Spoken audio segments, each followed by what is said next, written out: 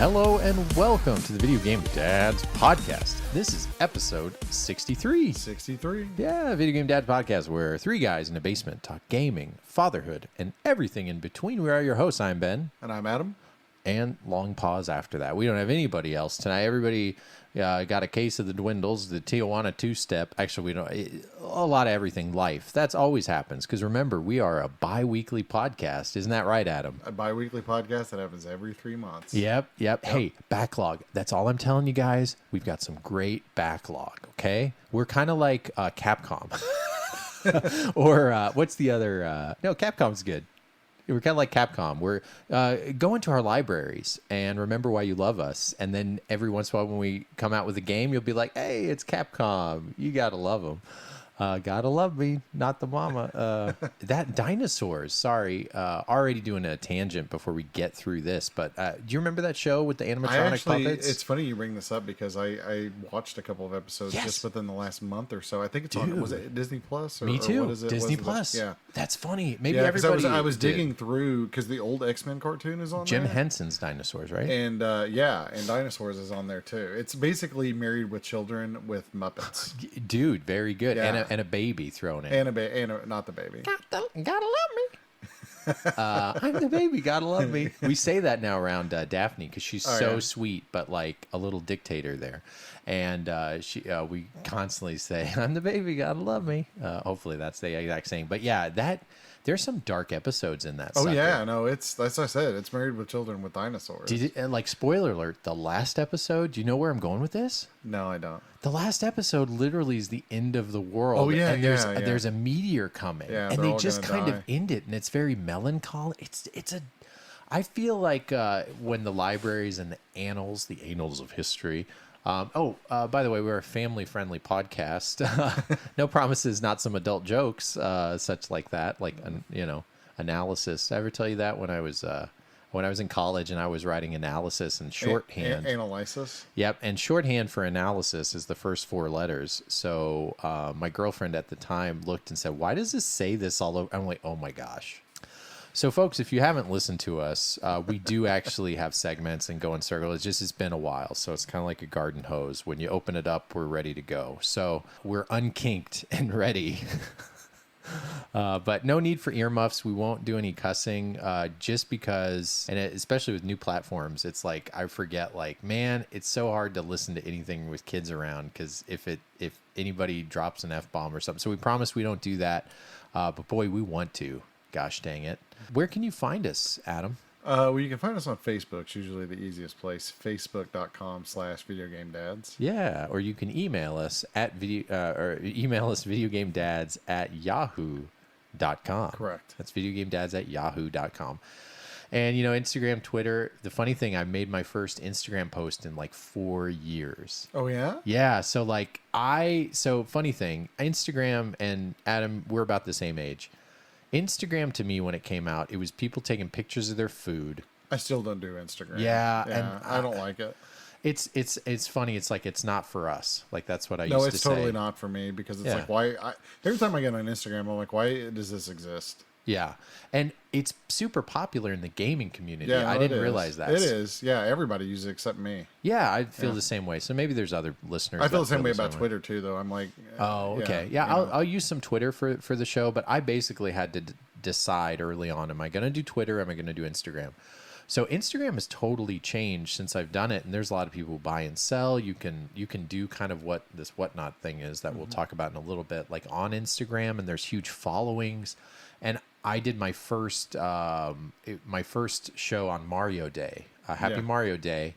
On March 10th, I put out my first Instagram post in like years and years. And what's funny is I've only got 12 posts in the whole darn thing. And one of the first comments on there was, "What happened to you guys?" Isn't that great? Yeah, exactly. It's like, oh, Facebook. If we're such old people, you got to hop on our Facebook or email to get in touch with us, and then we respond. Yeah, we're still like on AOL. Yeah, Instant Messenger. If you instant messages on AOL. You know what? You guys don't know how awesome AOL chat rooms used to be. Oh yeah. Oh my gosh, that brings back memories. You guys have it good today. But a lot of our listeners know what we're talking about. But The ding noise. I would make friends, like legit friends. You would get their screen name, you'd get their email, and you find out they have like a website. And this is back in like 1998 or whatever. Oh man, it was tons of fun. So anyway, we'll pull this tangent back to see what were we going to talk about since it's been a while. A lot of stuff has gone on. In the world and in gaming and in our lives, too much stuff. Yeah, way too much stuff. But basically, we'll talk a little bit about, I'll talk again about Halo. Last episode, I barely played it. Now I think Halo is dope. WhatNot. It's a platform with a question and also a negative, a what and a not. But is it a positive? To be continued. Discussed. Yes, we're going to talk about that. I'm a seller there, and we've got some opinions and ideas. But spoiler alert, don't hate it or anything. It's just very interesting. A new way of selling for us old Stone Age guys and buying. And received Analog Pocket. There's a new Ninja Turtle. There's a new handheld system that looks like the Switch. If the Switch was Arnold Schwarzenegger. Yeah. And then maybe the Switch itself was its own Arnold Schwarzenegger, maybe that came out. A new Shooty Bang Bang game known as, I was going to try to say an acronym of House of the Dead, but I already just did it. So new House of the Dead, and then this new thing called a new portable mini console that has come out that neither of us have bought, which not many of those are coming out. It sounds like a rare bird. You're right, it does. It does The sound like egret, I actually think an egret is a bird. Yeah. So we'll talk about all that and more. And then also, of course, our patented video game book club picks. Everybody's been waiting a while for that. Yeah, so a lot to do, a lot to get done, but it's nice to slip in the old shoes of the old podcast. And thank you for listening and supporting us over these 5+ years and then some. Your kids are growing up with us. We're growing up with our little kids. So I sent you some pictures earlier. Redid my son's bedroom. For the first time since he was born, because he had kind of a Disney theme with Peter Pan and lighthearted Disney stuff from a guy that I support on Patreon that does, and I forget his name, but if you listen back to an old episode, you can find him. But he was one of my first Patreon supporters, and he does these really cute kind of chibi Disney. And he's an artist that used to be employed by Disney. So anyway, he sends these postcards, and I put them up, and not really great for a 5-year-old, even though Sebastian's so used to it. But we changed him from Disney, blue and yellow, to Spider-Man. Which is still kind of Disney. No, it's not. Spider-Man's Sony, I guess. Oh, no, but it's on Disney+. It's on Disney+, yeah. Have you seen Spidey and His Amazing Friends? No, the one with the little kid version? Yeah. Where they have the big heads? Yes, they have the big... Yeah. I haven't seen it much, but I know the kids have watched it. Oh, that's Sebastian's favorite. I have never seen him. He's grasped onto a lot of stuff I've talked before, but he watches the episode. There's only 13 of them, and he watches them over and over and over. Yeah, Indy's a big fan of Gwen Stacy. Your daughter? Yeah. Gwen Stacy, yeah. I mean, it's brilliant. Even my wife Laura was talking about it, how, they get them when they're young. And, they do. And it's such a good show. Yeah. It has action, but it's not violent. It's interesting, and there's a lot of kids shows out there. But Green Gobby, they all have nicknames. So Green Goblin's Gobby, so his name's Gobby, or I guess Rhino's still Rhino. Doc Ock is all, and so he only knows her as Doc Ock, so he keeps going around saying Doc Ock, and it sounds like something else. Yeah. So we have to worry about that now when he says that at school. And then Spin is Miles Morales. Ghosty is Gwen Stacy, since she's Ghost Spider. Anyway, I'm sorry. I'm saying all this out loud because I've had to live it, and it literally has been one. So we had his little birthday party with his kids from his school. We did it at his school, his little birthday party, because he's in preschool, and it was Spider-Man themed, and then we got his whole room Spider-Man themed, and I gave him a little loft bed. He's always wanted a bunk bed. So I got that for a good price on Facebook Marketplace and put all that together. And dude, Hobby Lobby. Have you been to Hobby Lobby recently? Not in probably 6 or 8 months, but that's probably recently enough. I never realized how much decor stuff they have. Oh yeah. I don't know why I thought Hobby Lobby and Michael's were the same thing. Yeah, it used to be more here's more like ceramics that you can paint. Right, and, like Michael's. Yeah. But no, now it's a lot of home decor kind of stuff. But they have some cool things, especially if you're into comic books or vintage cars or stuff like that. Yeah, yeah, and their Marvel stuff and Star Wars stuff is really, really good. And shout out to a guy, he's in Missouri, St. Louis. He's got a small YouTube channel. I love watching YouTube channels under 10,000 people, or he might have more. His name's Show Me Retro. Show Me Retro did a few tours of the inside of Hobby Lobby and showed like how cheap everything was, because everything's always like 60% off. So able to furnish his whole room for under $100 and have a bunch of cool lenticular Spider-Man things, which is a fancy way of saying kind of 3D-ish when you walk past it. So it's a lot of fun. He loved it. And I never had a cool room like that growing up. I don't know about you. Like, no, mine was always like the Walmart posters. You know, you get like posters, the $4. They had the right. little flip thing where you flip through it, and Yes. then it was it was always like the current. You know, you basically were spending money to advertise a movie to yourself. You're you right. know? Yeah. But so it was like usually current movies, but then there'd be like the boy bands would be in there. Then they might have a Metallica poster or something, and then there was always like a Sports Illustrated swimsuit model poster, right? And we always stayed on that one for 2 seconds longer until our mom realized. But I always had those, you know, and I would buy those, and then I'd buy that gummy tack. That terrible, yellow gummy tack. I just bought some on Amazon because I needed it. Isn't that funny? And it still works. I remember, you know, my old bedrooms like would have these like stains. You know, stains, Yes. like just into the drywall from all the gummy tack. Because I would take down a poster and then put a poster, right, you know, back in the same spot. You know, after that, but it was like every 3 or 4 months. You know, it's like time for a new poster, and you'd pull an old one down and put a new one back up. And we even, like, me and my friends, we used to trade posters back and forth. You know? Okay. And you'd be like, hey, I'll trade you my Transformer poster for your Wolverine poster or whatever. And, you know, invariably we'd like switch posters on the bus. And by the time you got it back home, they'd be all beat up and like torn on the corner, you know. And that's everything. funny. So, I never did that. That's a good idea. Switching posters. No, we did. I mean, we traded. I mean, that was back when we were trading Marvel cards, you know, and all the rest of it too. Yeah. But we'd even trade the posters off the walls, you know. I know. Bedrooms. And what's now, you know, since we're in the age of the internet, I found it's really easy to want to have like a very like Etsy room for your kids. Mm-hmm. Like some of these bedrooms like look amazingly crazy. And I've tried because I never had like, I mean, my room was okay, but I always had like hand-me-down stuff, or I had like a day bed as a bed. It's all those Etsy decals now. That's what's in my kids' rooms. Yeah. Are those Etsy. Oh, those are cool. Know, yeah, those like vinyl decals you put on the wall. Yeah. But I mean, kids stuff. Kids have it so good now. But like because my daughter turns 4 in a couple of weeks, and so my wife's been planning her birthday party, and her favorite thing right now is the Mandalorian Baby Yoda.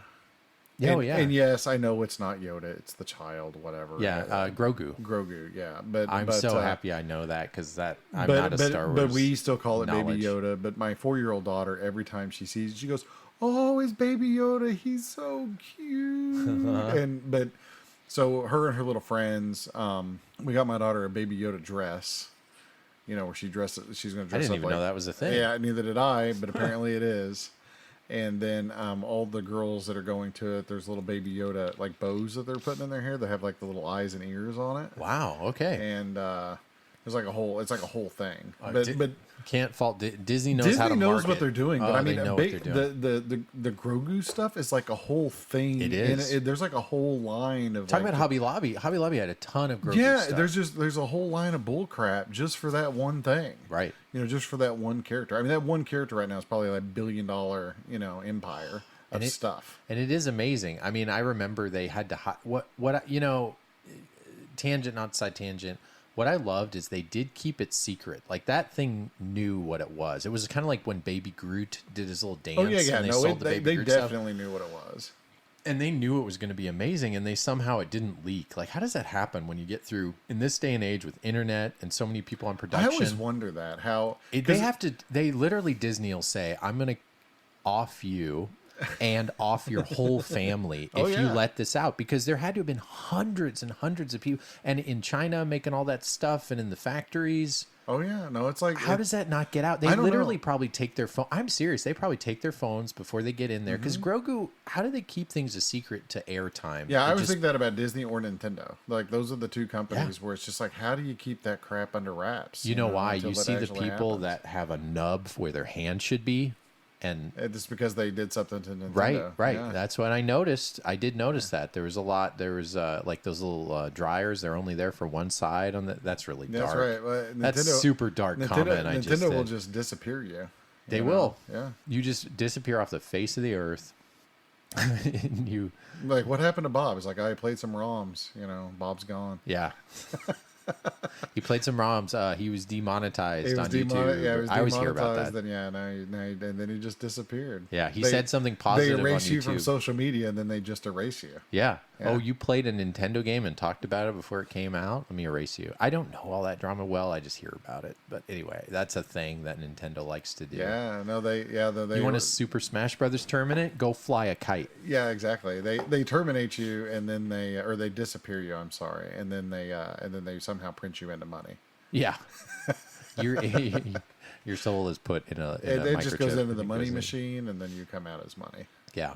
Oh. Well, anyway, we got really far off, but what I'm getting at was I really liked putting together my son's bedroom, and it's a ton of fun, and it's a way to like. I still say like he got his car bed. I'm living vicariously through my son. I never got my car bed. He's got this, and I do the same thing though. I mean, my son got he brought home a good report card. Oh, cool. Oh, gosh. When does that happen? When does report cards happen? And I don't even remember. It's been a few weeks ago now, but no, I mean just like what grade level? When you I mean second grade right now. So you start getting them in first, right? Yeah, but I mean report cards are all just bull crap now. Bull cards. Yeah, bull cards. Let's just call them bull cards. But seriously though, because they're not A's, B's, and C's. Now they're like below level, at level, standard, or above. Above standard, below standard, and all this kind of stuff. So it's all just like robots and unicorns and crap. They've gone PC with all that. Yeah, stuff. so I love the letters. Yeah, I do too. I'm like, no, I want him to get an A, B, C, D, F. We forgot about E for whatever reason, but what? You're right. Yeah. Why is that? Why do they not have an E? I think it was because if you drop below like a D, they're just like we're done with you, just straight to F. Oh, so they used to have E and they got rid of it. I don't know. I assume. Yeah, that's a good assumption. I like that. I think that they like to rub it in basically. Like you drop below a D, they're just like, no. If you go below a D, you're going straight to F. Buddy. Oh man, there's a podcast idea for a name. Everybody always kills themselves. Straight to F. Straight to F. Or the missing E. Yeah, exactly. What happened to the E? Scott the Waz will make a video. But but he brought home a good report card. So Casey's like, hey, why don't you take him to Target and buy him something, because he, did good on his report card. I was like, sure. Yeah. So I bring him over, and your the Lego set, like the question block Lego set or whatever. I put that sucker together. Yeah, so that's what I got him. I was like, how much you want me to spend? She's like, I don't know, like $30 or something like that. And I was like, all right. And then we go up there, and he's looking around, and he's kind of looking at some Legos and things, and he's looking at, I told him before we got there, I was like, yeah, we're gonna spend like $30 maybe 40, and so he's kind of looking around, and I said, what do you think about this Lego thing? He's like, oh, that thing's awesome. I was like, man, it is awesome. Yep. So then we ended up bringing it home, and I told him, I said, now we're not going to keep secrets from mommy, but you don't have to tell mommy how much it costs as soon as we walk in the door, right? Because it was like $170. Yes, but mommy knows a Lego box the size of a suitcase. A Lego box that's 3 feet in diameter is going to be one of the expensive ones. Oh. And I was like, we'll kind of slow walk this. And so we come home. He just flings the door open, runs in with the box. He goes, Mom, that sounds like Dad Grayson. bought me a Lego set that cost $170. And I'm like, dude, we literally talked about this 20 seconds ago. Yeah, before you came in. You got to learn how to. You mention this in passing when there's something else going on, and you say it just loud enough that they don't really hear it, and it doesn't soak in until sometime tomorrow. Yeah. Yeah. And so, does he love it as much as I love it? Oh, yeah, it's awesome. He actually sat at the table, and he didn't want any help. He built the whole thing by himself. Wow. And he sat at the table for like 2 straight days, just every free minute, putting that thing together. It was a Christmas present to myself, so I put that together. I did it over like 4 nights because it was a lot. It's a lot of work to put it was that thing probably together. like 6 hours, 7 hours, easy. boy, was that fun. And I don't put Lego together, and it was so therapeutic. I freaking loved it. It's cool because it there's all these little things that pop out of it. Oh, there's yeah. little worlds that are inside of it. Did you know that the Mario Lego interacts with it? Yeah, yeah. Oh, you did? So there's like 7. Okay, so if you guys don't, yeah, you're right. It's a It is amazing. If you like Mario 64, this question mark block thing, it's amazing. I think there was also a few tutorials online of like people speed running, putting it together that I freaking loved. But speed running Legos. Yeah, I know, of all the things up there. But if you get one of those Lego Marios, it has like Wi-Fi and it reads parts of the colors of the scan thing. It doesn't it just reads the colors once it knows you're there, and it has like 12 different Easter eggs. Mm-hmm. And if you hold it in a certain part, it'll play like the music from the help me out, the snow level where you go down the hill. Oh, like the penguin, the penguin slip and slide, something. Yeah, God, what is Everybody it? knows what that is. Yeah, it's something mountain.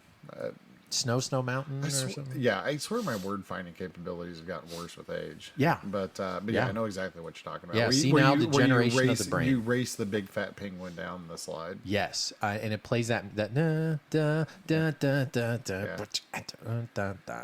There's that banjo. Yeah. How did they get a banjo on? It's that the 64? level. It's the level where you throw the little baby penguin off the side. Have you seen my baby? Yeah, have you seen it? No. No, I don't know what happened to her. No. And then you go to the top and your hat blows off or whatever. That was the coolest thing. I thought that was so novel. Cool Mountain. Cool Mountain. Awesome. Yeah. Thank you for people shouting in their car. Cool Mountain. We finally got it via satellite. So I love like getting his hat blown off on the top level, because even though you take double damage when his hat's gone, I just love seeing Mario without his hat. I was like, oh, that's kind of cool, man. It's a great freaking game. Yeah, that thing is awesome. And then all the little Easter eggs they have inside that thing. Oh, that is so freaking cool. That's awesome. He put it together. Yeah, he put together the Lego NES set pretty much by himself. That's right. Yeah. Yeah, I helped a little bit with it, but not much. And so he's always like, he puts together a Lego set, and then he's like just super proud of himself for like a couple of days, thereafter. I was like, proud of myself for doing all that. Yeah, he's like, you ever seen the movie Castaway, with Tom Hanks? Yeah. Where he like makes fire or whatever. He like slaps himself in the chest. He's like, I have made fire. You know, that kind of thing. Yeah. Like that's the way Grayson does after he finishes a Lego. Yeah. He's, I mean, Lego, honestly, if you think about how old that toy is, a Danish toy made over 100 years ago, and they found a way, like you add technology to it, they've got all this other stuff, but it is still slaps. Oh yeah. It still slaps. It's amazing. Yeah. No, the whole thing is, I mean, back when I was a kid, they didn't have as many of the sets, right? Where they had all the little specialty things. It was always city. You always saw the cop. You always saw the plane. But I just had a big box, a big box of random Legos. But honestly, one of the best garage sales, another tangent of a tangent. That's right. A couple of years ago, I was at a garage sale over in like one of the richer suburbs, here nearby, and there's like a huge tote, like one of those 50-quart totes, like one of the big ones. Yeah. Completely full of Legos. Yeah. I bought it for like $2 or something like that. And you can sell, like on eBay or whatever, you can sell Legos by the pound. Yeah. And I don't even remember what it is, but it's like $50 a pound or something like that. Something like 20 pounds of Legos. Sure. Because you might get a weird like elbow shaped. Yeah, I don't know, but I bought like this huge thing of Legos. So down in on the lower level of the house in our kind of our storage area, I have a big shelf in there that's just pull out trays that's full of Legos, like a workbench full of Legos. Oh, yeah. And so that's like one of the best garage sale finds I've ever had, is just buying this huge box of Legos, just random Legos for nothing. One thing I don't think I ever showed you, Lego displays are so freaking cool. In the store, when Jurassic Park came out, they had a little in Walmart. I don't know if you've seen it. It's kind of like a long cylinder. It kind of looks like a long cylinder, and it's kind of like a half circle, and they sometimes refill it with different things. Oh, yeah. There was a guy on eBay that was selling them each for like $26. So I got one of those. I don't know how to display it because it has all these weird brackets on it. But it's the that was my phone, not yours. People, don't check your phone. Sorry, I didn't turn my notifications. Sean's supposed to be sick. He's and also when we get to our video game book club, there'll be a segment for his pick. Since he's not here, he's slacking off. I think drinking on the beach. No, I'm just kidding. We can't always make it. So he's got a cold. Yeah. Allegedly.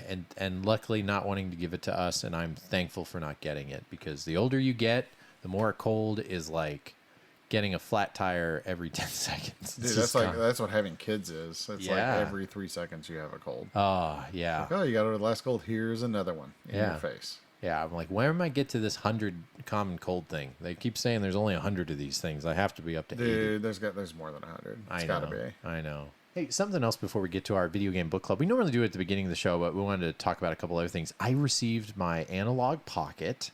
And I received my jealousy. Oh, and it took forever because this thing was out 2.5 years ago. For those that don't know, it's an FPGA handheld made by the Analog Company. That is the bougie.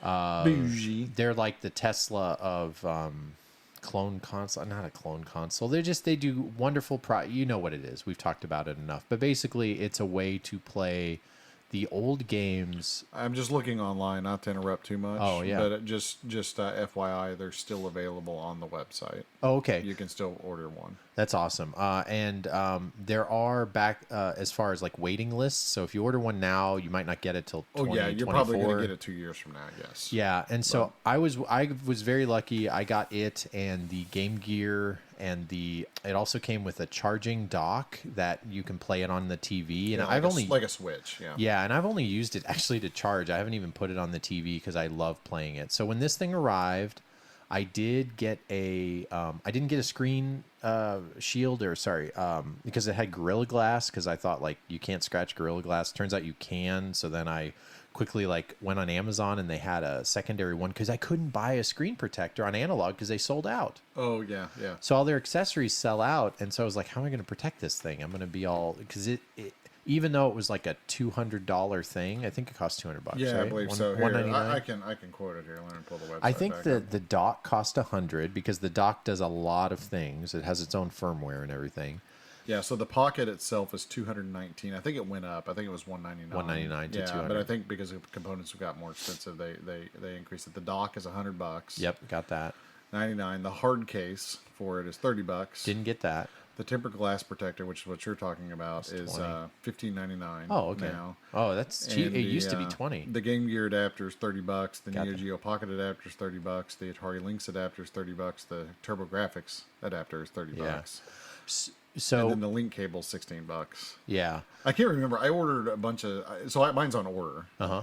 And I think by the time I added adapters, screen protector, all the rest of it was like $400 or something like that. And I'll the first thing I will say is whatever the price is, it's worth it. So this thing is so awesome. It's a lot of money, right? But I'm a big fan. We have that segment, the handheld holla. I love my Game Boy. I love my Game Gear. And when I first got it, I of course played through. Longtime listeners of the show know I played through Batman Returns on the Game Gear and Jurassic Park on the Game Gear. Spoiler alert, it's in my top 100 of all time, both those games. That's another thing we might talk about a little bit before the show's done. But way that the screen can play there's a lot of reviews out there also. So if you want to look at any of the reviews, and the battery life is great. I updated the firmware. You can't currently play, ROMs on it or anything, but eventually, like every analog thing, that will. Yeah, Kevtris, the guy that makes the programs the FPGA. Yes. He always releases a jailbreak at some point down the road. So there's jailbreaks out there for usually about a year after. Yeah, something like that. But there's one for the Mega SG, the Mega the NT, the Super NT, the the Analog Mini, those. And those are all the so that's the NES, the Super NES, and the Sega Genesis. And I own everything but the Nintendo one, and I absolutely love them. Even if I'm I'm kind of thinning down my collection a little bit because there's a lot of games I'm not playing. So I've talked about it the last couple episodes. As I'm selling some stuff, those are things I'm obviously going to keep because they're kind of future proof and they're wonderful to play on a more modern TV. Oh yeah, no, they're awesome. I mean, so much so that better than the original. I hate it. That's a. I mean, I guess the best endorsement I can give them is that I always buy one, and then when I get an opportunity later, I've bought second ones that I just keep in the box. Yeah. Yep.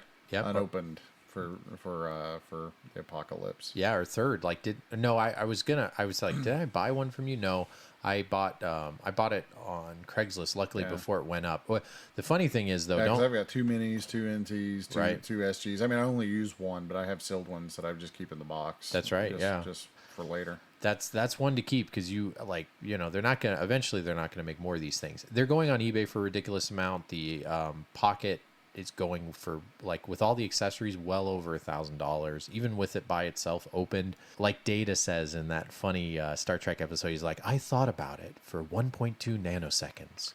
And then the captain says, oh, well, that wasn't very long. Yes, but to an android, that's a very long time. That's a really weird deep cut. Why did I go for that? Sometimes I say quotes. Anyway, my point was, I had a little inkling in my head. Should I just pre-order it and not play it for a year and then just make a buco bucks on this? Like, I could probably sell it for $1,200. And even though I'm at a point now where I'd sell some things that not deemed frivolous, but maybe would go better in someone else's collection than mine, this is not one of those items. Yeah, no, there's definitely things like that where, like, I'm kind of, I guess, sort of consciously aware of what they're worth or whatever, but I don't have any desire to kind of get rid of them, Yeah, and even paring down, knowing I could get it again. No, this thing is amazing. And I know you don't want to touch it. You said you don't even, I want to, I'm like, you've let me borrow some handhelds. Yeah, but I don't even want to mess with yours. I just want to wait until I get mine. So you get that. Why is that? Is that like your Nintendo 64 opening? No, just because, like, if I play it and then I have to give it back, and then I gotta wait like a year, and be like, dang it, I want to be able to. Yeah, I just rather just have it, and not have to mess with any of that. All right. But I have kind of an analog sub collection. I mean, obviously, but I have the wooden analog Neo Geo. Yeah. Too, so I have like all everything. I have every analog system. So I'm kind of a fan. But like, even that wooden analog Neo Geo, like, I mean, it's a really interesting conversation piece and stuff. And I have an Omega Neo Geo as well. So I don't even necessarily Airfigures Squad have to have it, but it's worth a lot of money. The wooden Neo Geo is, but at the same time, like, it's not like, it's one of the last things I would sell, kind of thing, just because it's. Who else has a wooden Neo Geo? Almost nobody. Well, and some people will ask, okay, what's so special about it? Is it just a better screen? And so I better get specific. So the Game Gear specifically, the Game Gear is really hard to get a working Game Gear because all the capacitors break, number one. And then number two, if you get a Game Gear with a screen mod to make it look somewhat close to this thing, just the Game Gear on an old hardware, you're going to spend $350. Oh, yeah. I mean, to get one tricked out. Yeah, to get one tricked out. And it still won't look as good because this has the Game Gear. This has it's called the McWill, where it's like a LCD Game Gear. And then it has it on super mode. And it's basically like if you get a sports car and you put it on track mode. When I turned it to the original game, I'm like, oh, nostalgia, this is great. Then I turned it to bright. I'm like, oh, this is wonderful. And then when I did it, every little fiber in my body just like, yeah, this, when you buy a game and you play it and you have a high expectation and it meets that expectation, rarely does something exceed it. And that's what this thing is. So I can't talk highly enough about it. We're obviously not sponsored by them because I paid all this stuff. We're sponsored by 80s snacks and stupid stuff. Yeah. Yeah, we're sponsored by a bunch of defunct retired brands. Oh, man. Yeah, I know. I don't know if I shared this with you. There was this funny review guy who did, his name's Regular Car Reviews, and he did a segment. He constantly goes on tangents about video games, and he reviews things like the Sebring, the Chrysler Sebring. Oh, yeah. And he reviews all this random stuff. Michael Scott's favorite car. Yeah, and he reviews all these. Well, it's called Regular Car Reviews, but he's like a Pennsylvania teacher that has multiple degrees in English. Talks about cars with the same nostalgia that we have for, like, his knowledge is ridiculous. I don't even know much about cars, but I love watching it. And he was doing a review, I think, of like the new Ford Maverick or something like that, the new car that came out, and he was saying like, but it basically like it's like when a video game podcast pretends they have sponsors.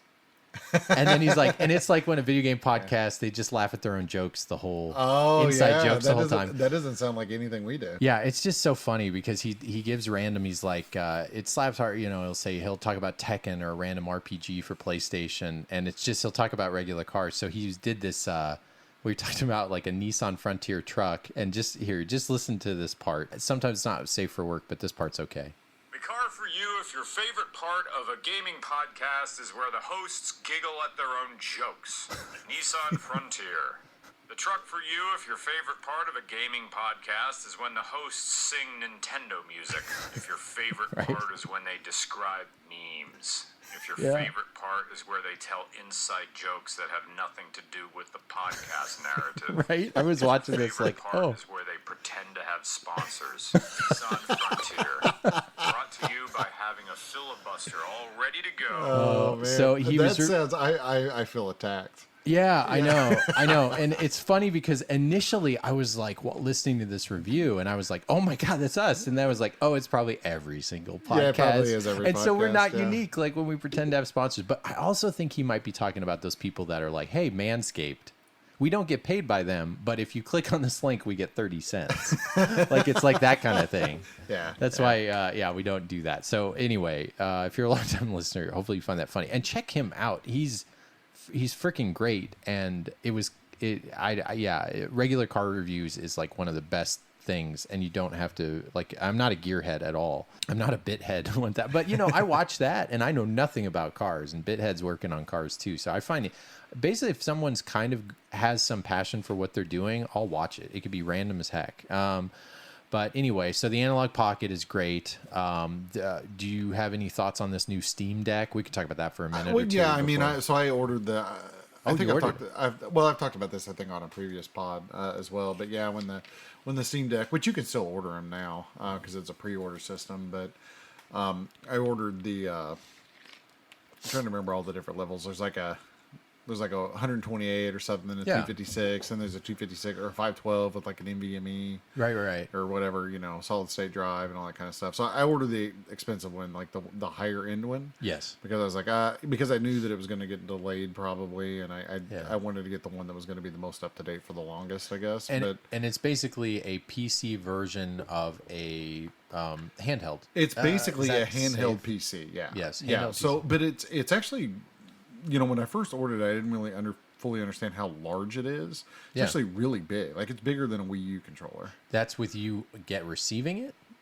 Or what do you mean? Like, has it arrived? Oh, no, I've not received it. So they're starting right at the end of February. They started fulfilling the very first pre-orders. Okay. And so they have you. I saw some reviews. That's why I was asking. Yeah, basically, if you're an important, content creator, sure, which I am not, then you might have already gotten yours. But basically, they put everybody into a queue, and then you get like quarter one, quarter two, like when you're expected to get an email. Yeah, and they send you an email. The bread line. Yeah, basically, they send you the email, then you have like I think 48 hours or something like that, or 72 hours to pay. And then that secures your spot in line for the next, shipment that goes out. And I think originally I was quarter two, but now I'm quarter three, so it's going to be sometime like late summer, I guess. Before I'm supposed to get mine. But I saw some teardown. Like I don't know it very well, cool. But I saw some teardowns, and the person that was tearing them down is like, knows that stuff. I don't know the gigawatts from whatever. We should talk about that. You know where I'm going with that? I totally forgot. Well. How do you say friend in Italian? Amico. Amico, yeah. Oh boy. Yeah. Oh boy. That's worth talking about. Yeah. We got to do after the book club. We'll talk about it. Just an update, I guess. But the Steam Deck, I think, looks pretty cool because I have a fairly large Steam library just from like Humble Bundle deals, and because you get Steam games sometimes for just nothing, next to nothing.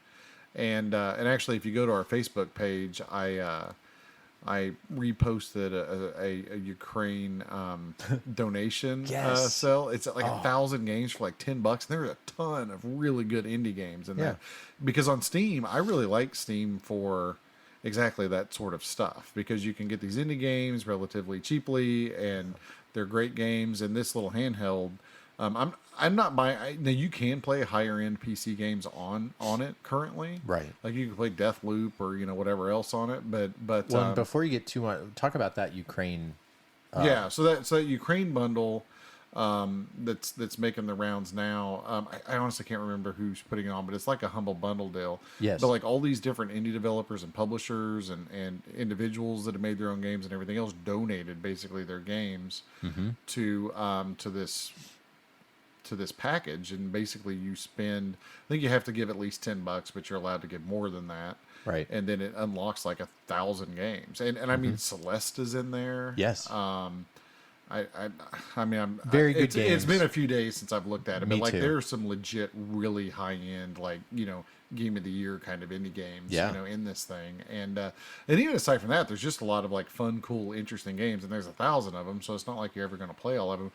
And from every genre you could possibly think of. I mean, just platformers and shooters and puzzle games and RPGs and just. Then you've got 1,000 legit. But like library. literally, you could spend $10 and have as much game as you could ever play. And the retail value's like crazy, like $9,000 worth of stuff or something. Yeah. So I mean, and it goes to a good cause. So basically, what these developers are doing, they're getting nothing for this. Yeah, correct. And they're just donating it as if it's a great way to tangibly, like donating your time when people do streams for, hospitals or something like that.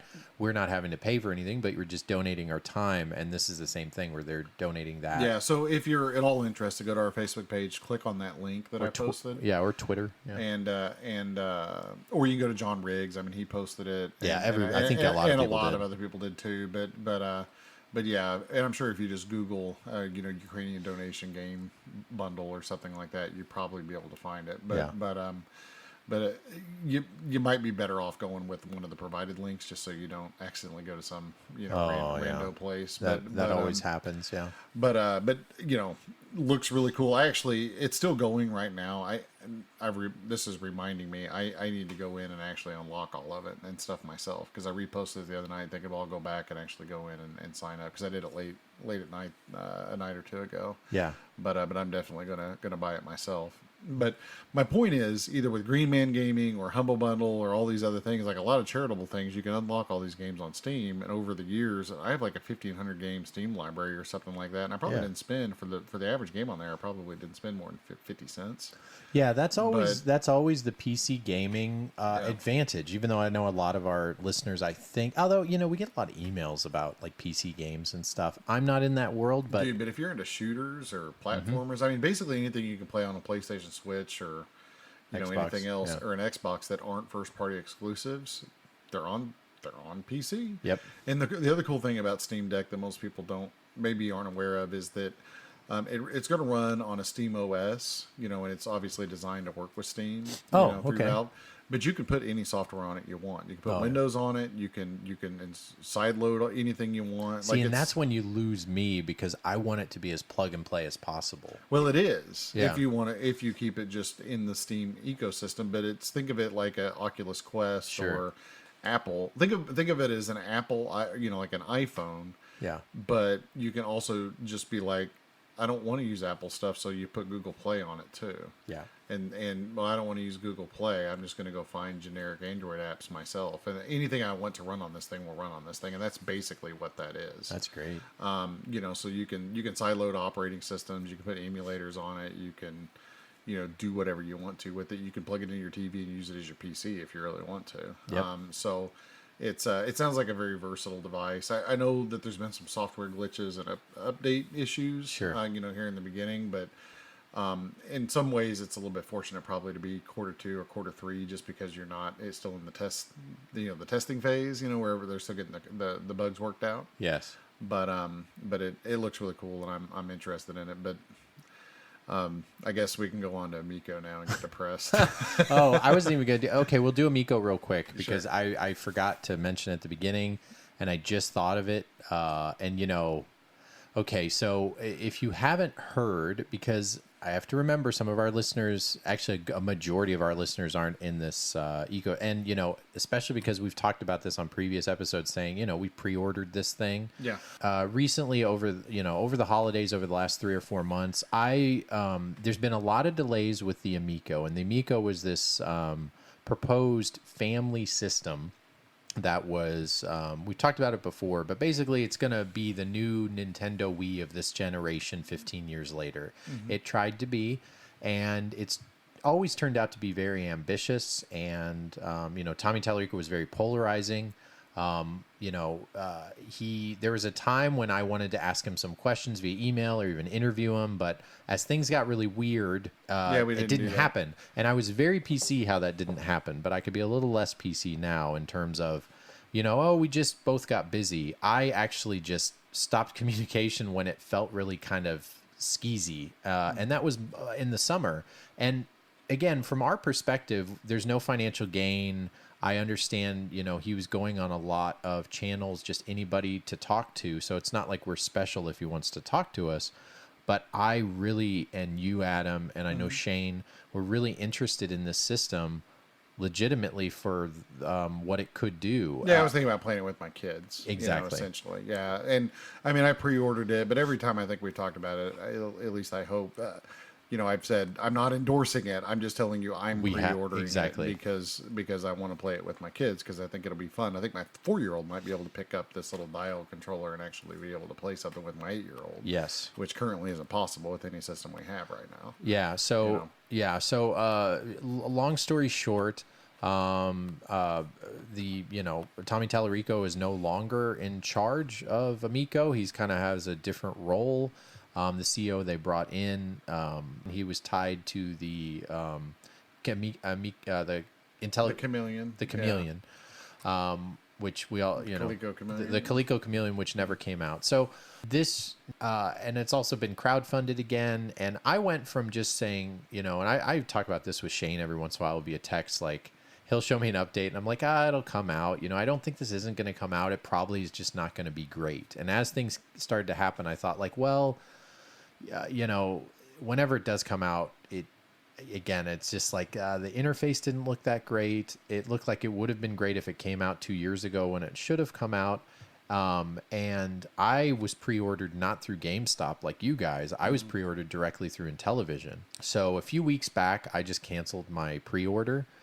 Maybe 3 weeks ago, and I could tell you that process was very simple. I emailed and I got my pre-order back, which is $100 down payment for the $200 or $250 that it was, or whatever it was. And I did that because I was not having I didn't have great confidence that they wouldn't go into bankruptcy. Chapter 11. Yeah, Chapter 11 bankruptcy, which if, as long as you're sure, at least in this country, I know we have some people listening overseas, that would mean I would still be able to get my money back, but I would have to do it through this weird arbitration and something where I'd have to like write a letter to a lawyer and they'd show how to do that, and it would probably be difficult to do. So I wanted to get out while the getting was good. And you can follow other channels and click on YouTube to see what's going to happen. Right now things are still up in the air, but they keep not updating things, and I figured I'd rather have my $100 back. There's still a chance, I'd say 50-50, that the people who pre-ordered are going to get their system, at best 50-50, and in turn, when it comes out, it'll be a collector's item. That's kind of what I'm banking on, I think, at this point. But. No one's talking about that, but I really think like the only reason to keep your pre-order right now, especially through GameStop, because you have nothing to lose, GameStop will honor that. But if you're going through Intellivision, I could have lost the $100.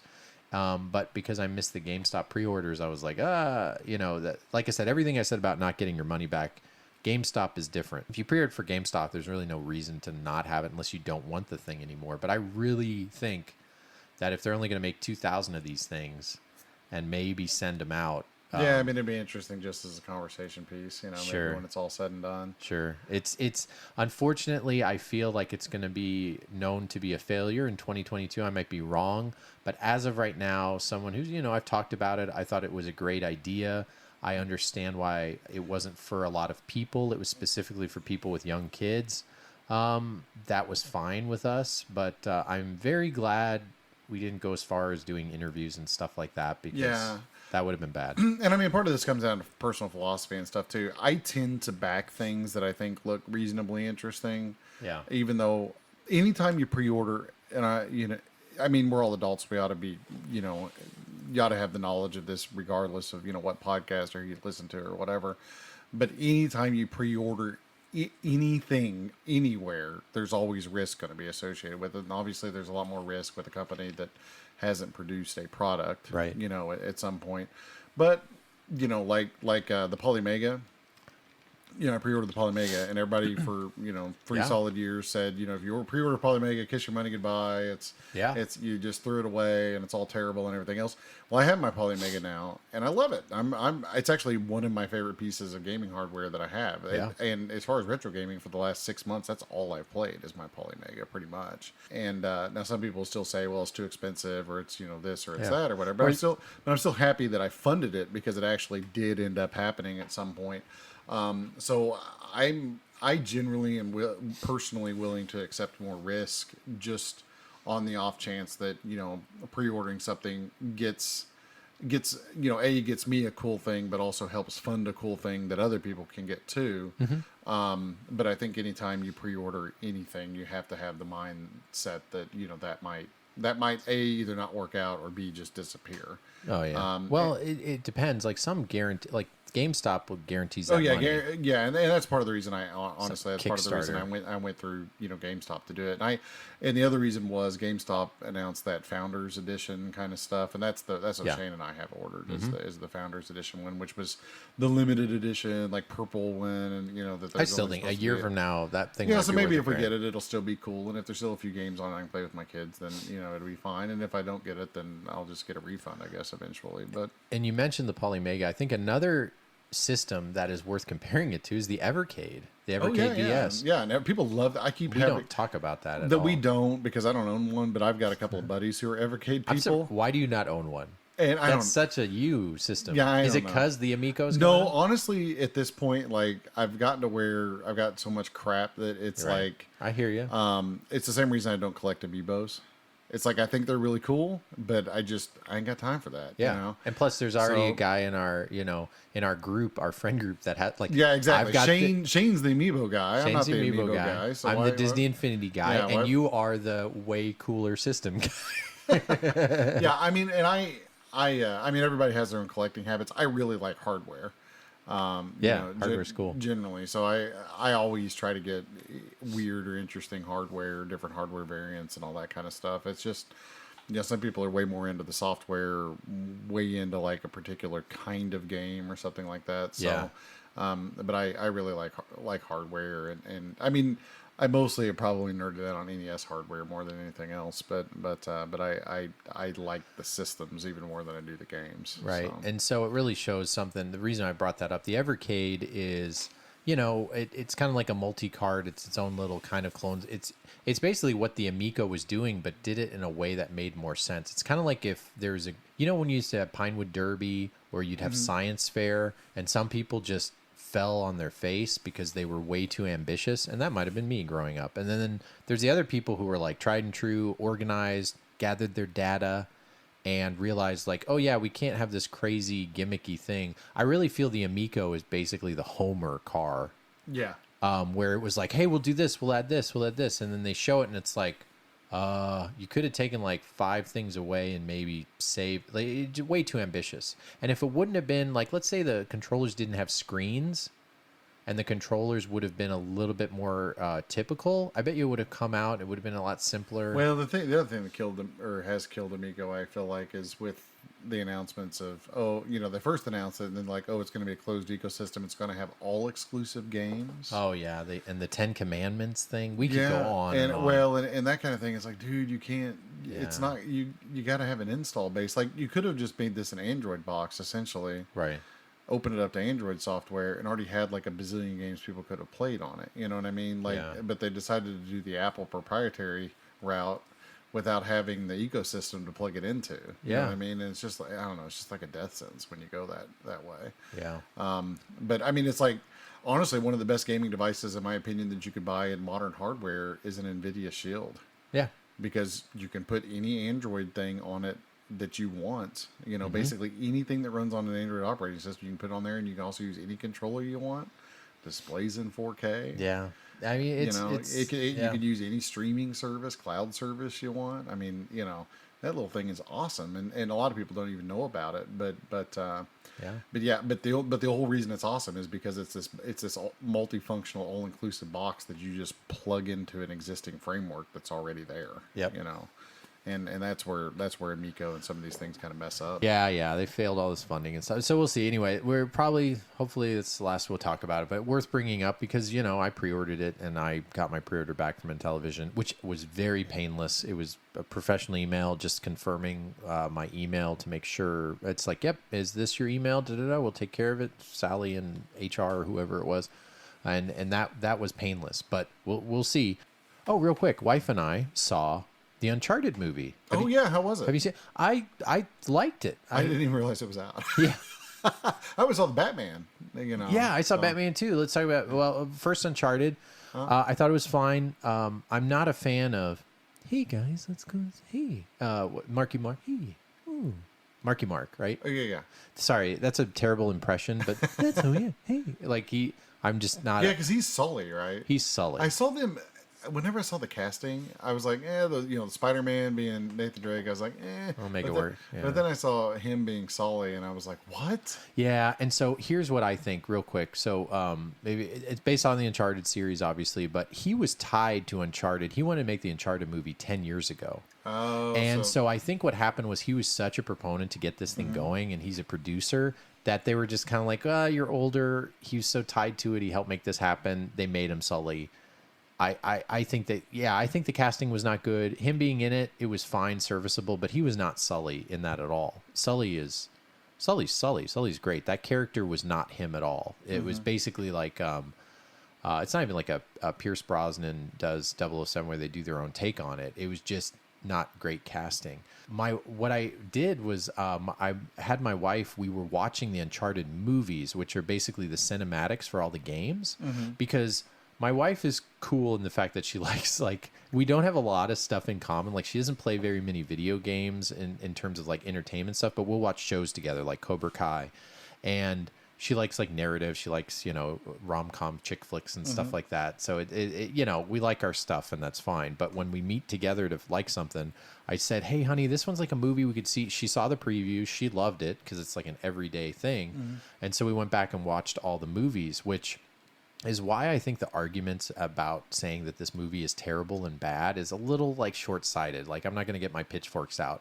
It was a popcorn Hollywood blockbuster movie, but some of their action scenes they did were awesome, and they did pull a lot from the video games. But to expect in a little less than 2-hour movie for them to have any more cohesion than grabbing ideas from each game is, what are you expecting? Because when I watched all the little mini movies, they're about 6 to 7 hours per game. Yeah. So my wife and I very slowly, we were watching these, and we skipped one, and I just told her the synopsis because one is not aged too well. But we watched Uncharted, Prince of last Thieves. year I played through all of the Uncharted games. Oh, really? Every one of them. Yeah. Oh, yeah. Starting at 1.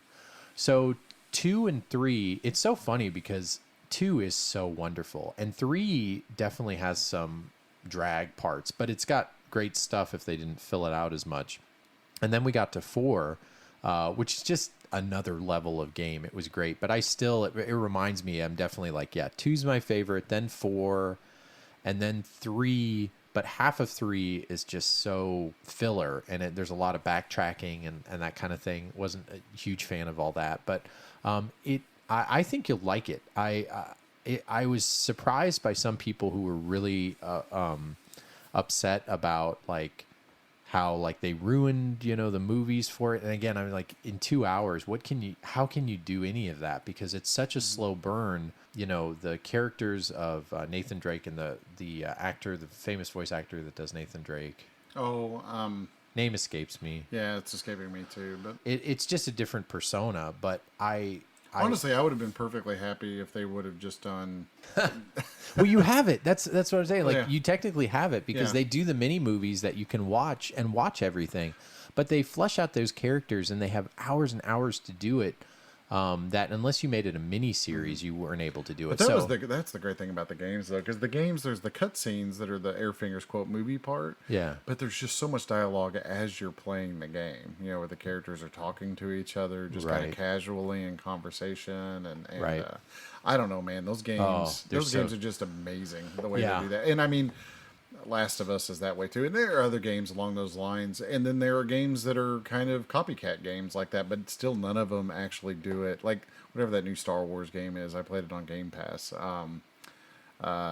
I'm blanking on the name. Yeah, I can't remember either. But it's Star Wars that's Uncharted because you're climbing around doing a bunch of stuff and everything else, and it still doesn't. It's good, but it's still not as good as Uncharted. Even 2, the older one. Now, like you're saying, 1 hasn't aged particularly well, but it's amazing how the step up in just overall quality and how everything works between 1 and 2. Yeah, and I actually really like 3 a lot too. I like it. I like it, but the cave and the spiders, it's like, oh my gosh. I forget, but when you watch the thing, there's 4 different types. They were in love with their spider coating. Oh yeah. No, the spiders are just, and it's one of those you just. But even shoot. the spin-offs, Lost Legacy, is awesome. Yep. I don't know if you're played Golden Abyss on Vita. Yeah, but it's actually really good. Yeah, and I loved Lost Legacy. I hope they do a spin-off like that. I mean, I would totally play standalone games of like every character. If they went back and decided to make prequels with Sully being the main character, that would be great. I'd be down. Oh yeah, yeah, let's do it. And so, well, back to the movie. So the villain is not so great, but honestly, in a lot of the Uncharted, the villains aren't so great either. On some of them, yeah. 3, the villain is terrible.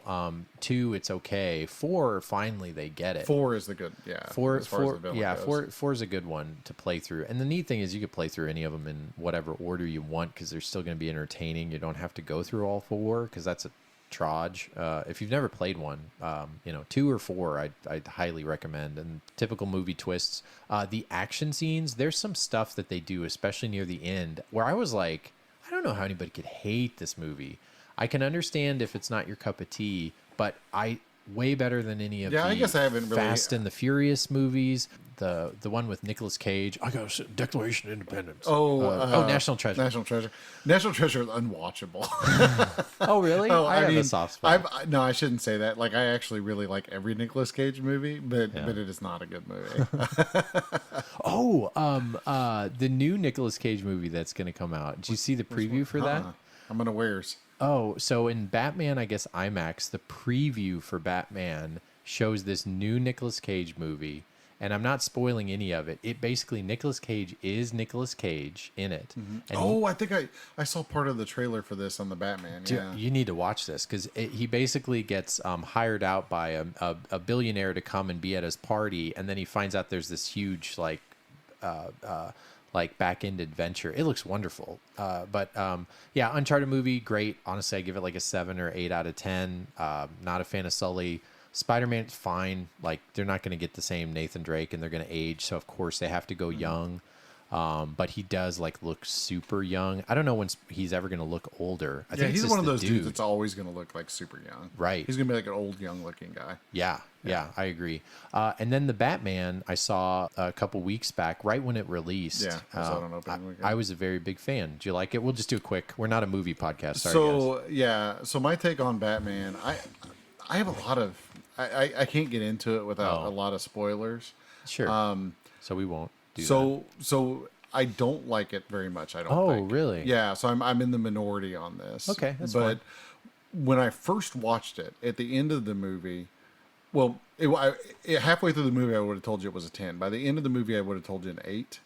But the more I thought about the movie after the movie, I'm down to like a 5. I was a very big on. I wish, just like AI, if they would have ended the movie 40 minutes earlier, yes. I would have been fine with that.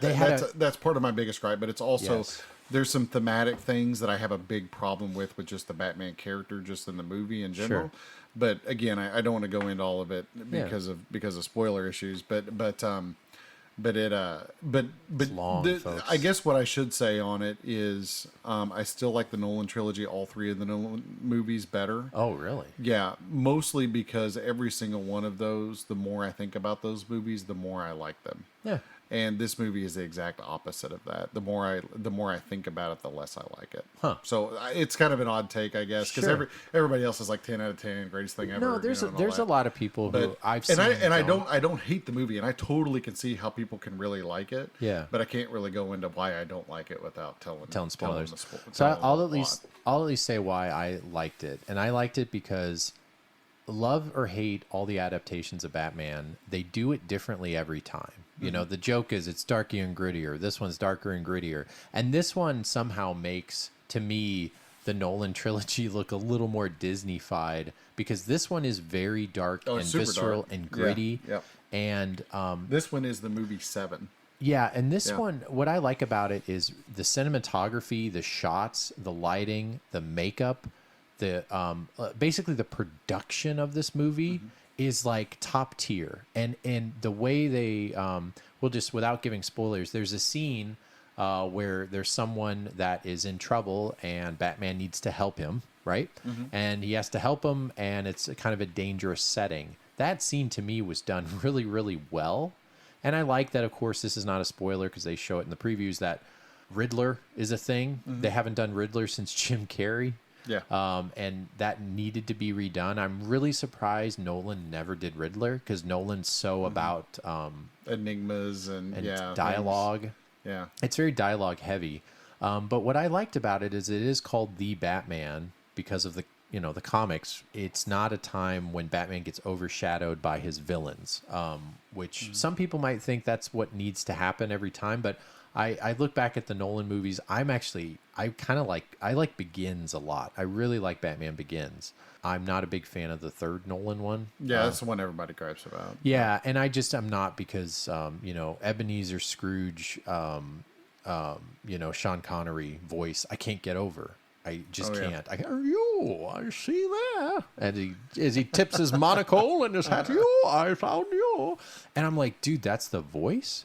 And I remember I was watching it in the theater, and, the whole story is the voice was different. You could barely understand it. And then they had to, like, reshoot it all, and he had to re-record it. So you're listening to a guy dubbing his own voice in a way he can understand it better, but all he does is more of a caricature 5 months later where he kind of forgot the voice evidently. And when you hear the original, I'm like, even though the original's not great, I would have much rather had that. So that pulls me out of the movie every time. All right. It's that time again for Graysons Gameshark. And joining us, the offspring of Adam. What's your name again? Grayson. Oh, that's right. Dang it. If I don't have a teleprompter in front of me, I just forget.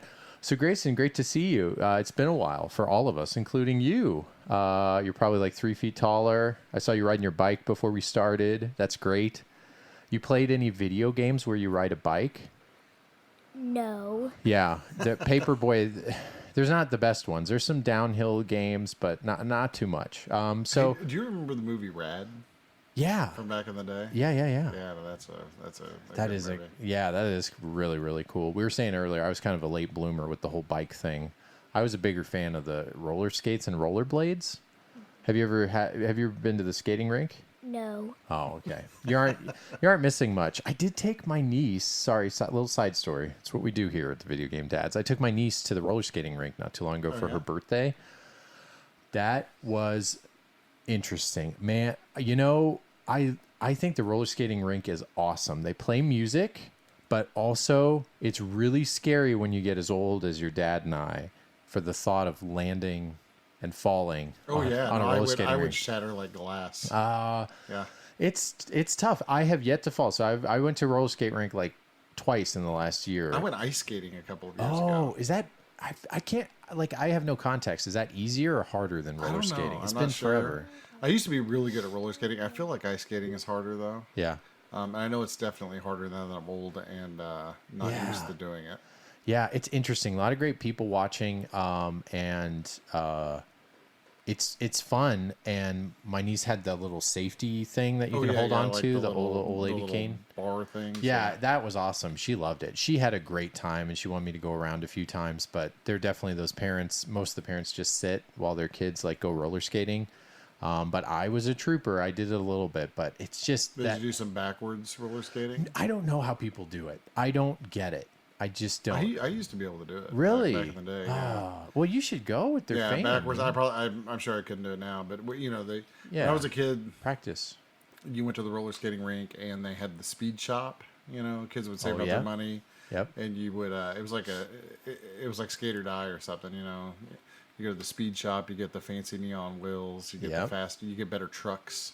Yes. You know, you trick out your skates. Wow, I didn't know this. So you definitely were a skater. Oh yeah, and they used to do like little competitions, like they had skating limbo. Yes, and then they still have that. They had like The cones. Yeah, something. It was like it was like the hokey pokey. Oh, and freeze. Yeah, freeze, whatever. I don't know. They play a song and stop. It was like, it's interesting because, you know, we're getting the pandemic the last 2 years. It feels even more of a weird circus when you're in a skating rink, like just like humanity going in a big circle. It's just, it feels like we're on another planet, but I had a lot of fun. And there's just a fun lot of people watching to do. And it doesn't, I like it too because athleticism, the people that were skating around everywhere tended to be, we forgot, this is Grayson's segment, but I'll end with this. That I loved watching like 60-year-old people that looked like, you know, they're like gonna, Wilford Brimley's out there. And they're skating circles around me. It was awesome. So anyway, I hope someday soon you could go to the roller skating rink and enjoy falling down like we did when we were kids and everything like that. Okay, Grayson. So you've been playing some games recently, and I hear maybe your 3DS. Yeah. Yeah. So tell me about a couple games you've been playing. Tell me what's one game. Ridge Racer. Ridge Racer. There's a joke there. I'll save you from it. Do you know what I'm talking about? Ridge Racer. It was in the PS3 was announced, and they announced a PS1 game, and he said it all funny. Kaz Hirai, I think. Oh, yeah, I vaguely remember that. Yeah, that's a huge nerd alert. Anyway, Grayson, so how do you like playing that game? Is it fun? Yeah. Awesome. So there's a lot of like cornering and speed, and your car gets real sideways. Drifting. Yes, we call it drifting. Are you pretty good at the game? Yeah. You are. Okay, what's your favorite part about the game? You can pick different cars and tracks. And what's your favorite track? It's the one like with bridge. Oh, I know what you're talking about. Yeah. That's like the main level, the first level. It's kind of like Mario 1-1. Yeah, I want to say the original Ridge Racer on PlayStation.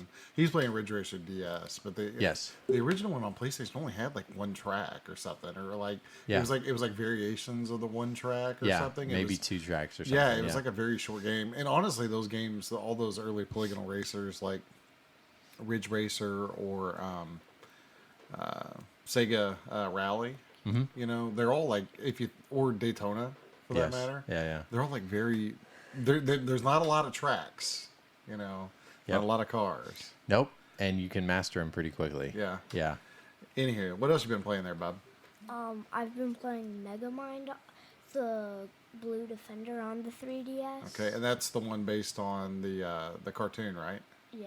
Megamind with Will Ferrell. I know that movie, right? Yeah. Am I wrong? I guess. Shoot. I think you're right. I think that is right. I think I'm right.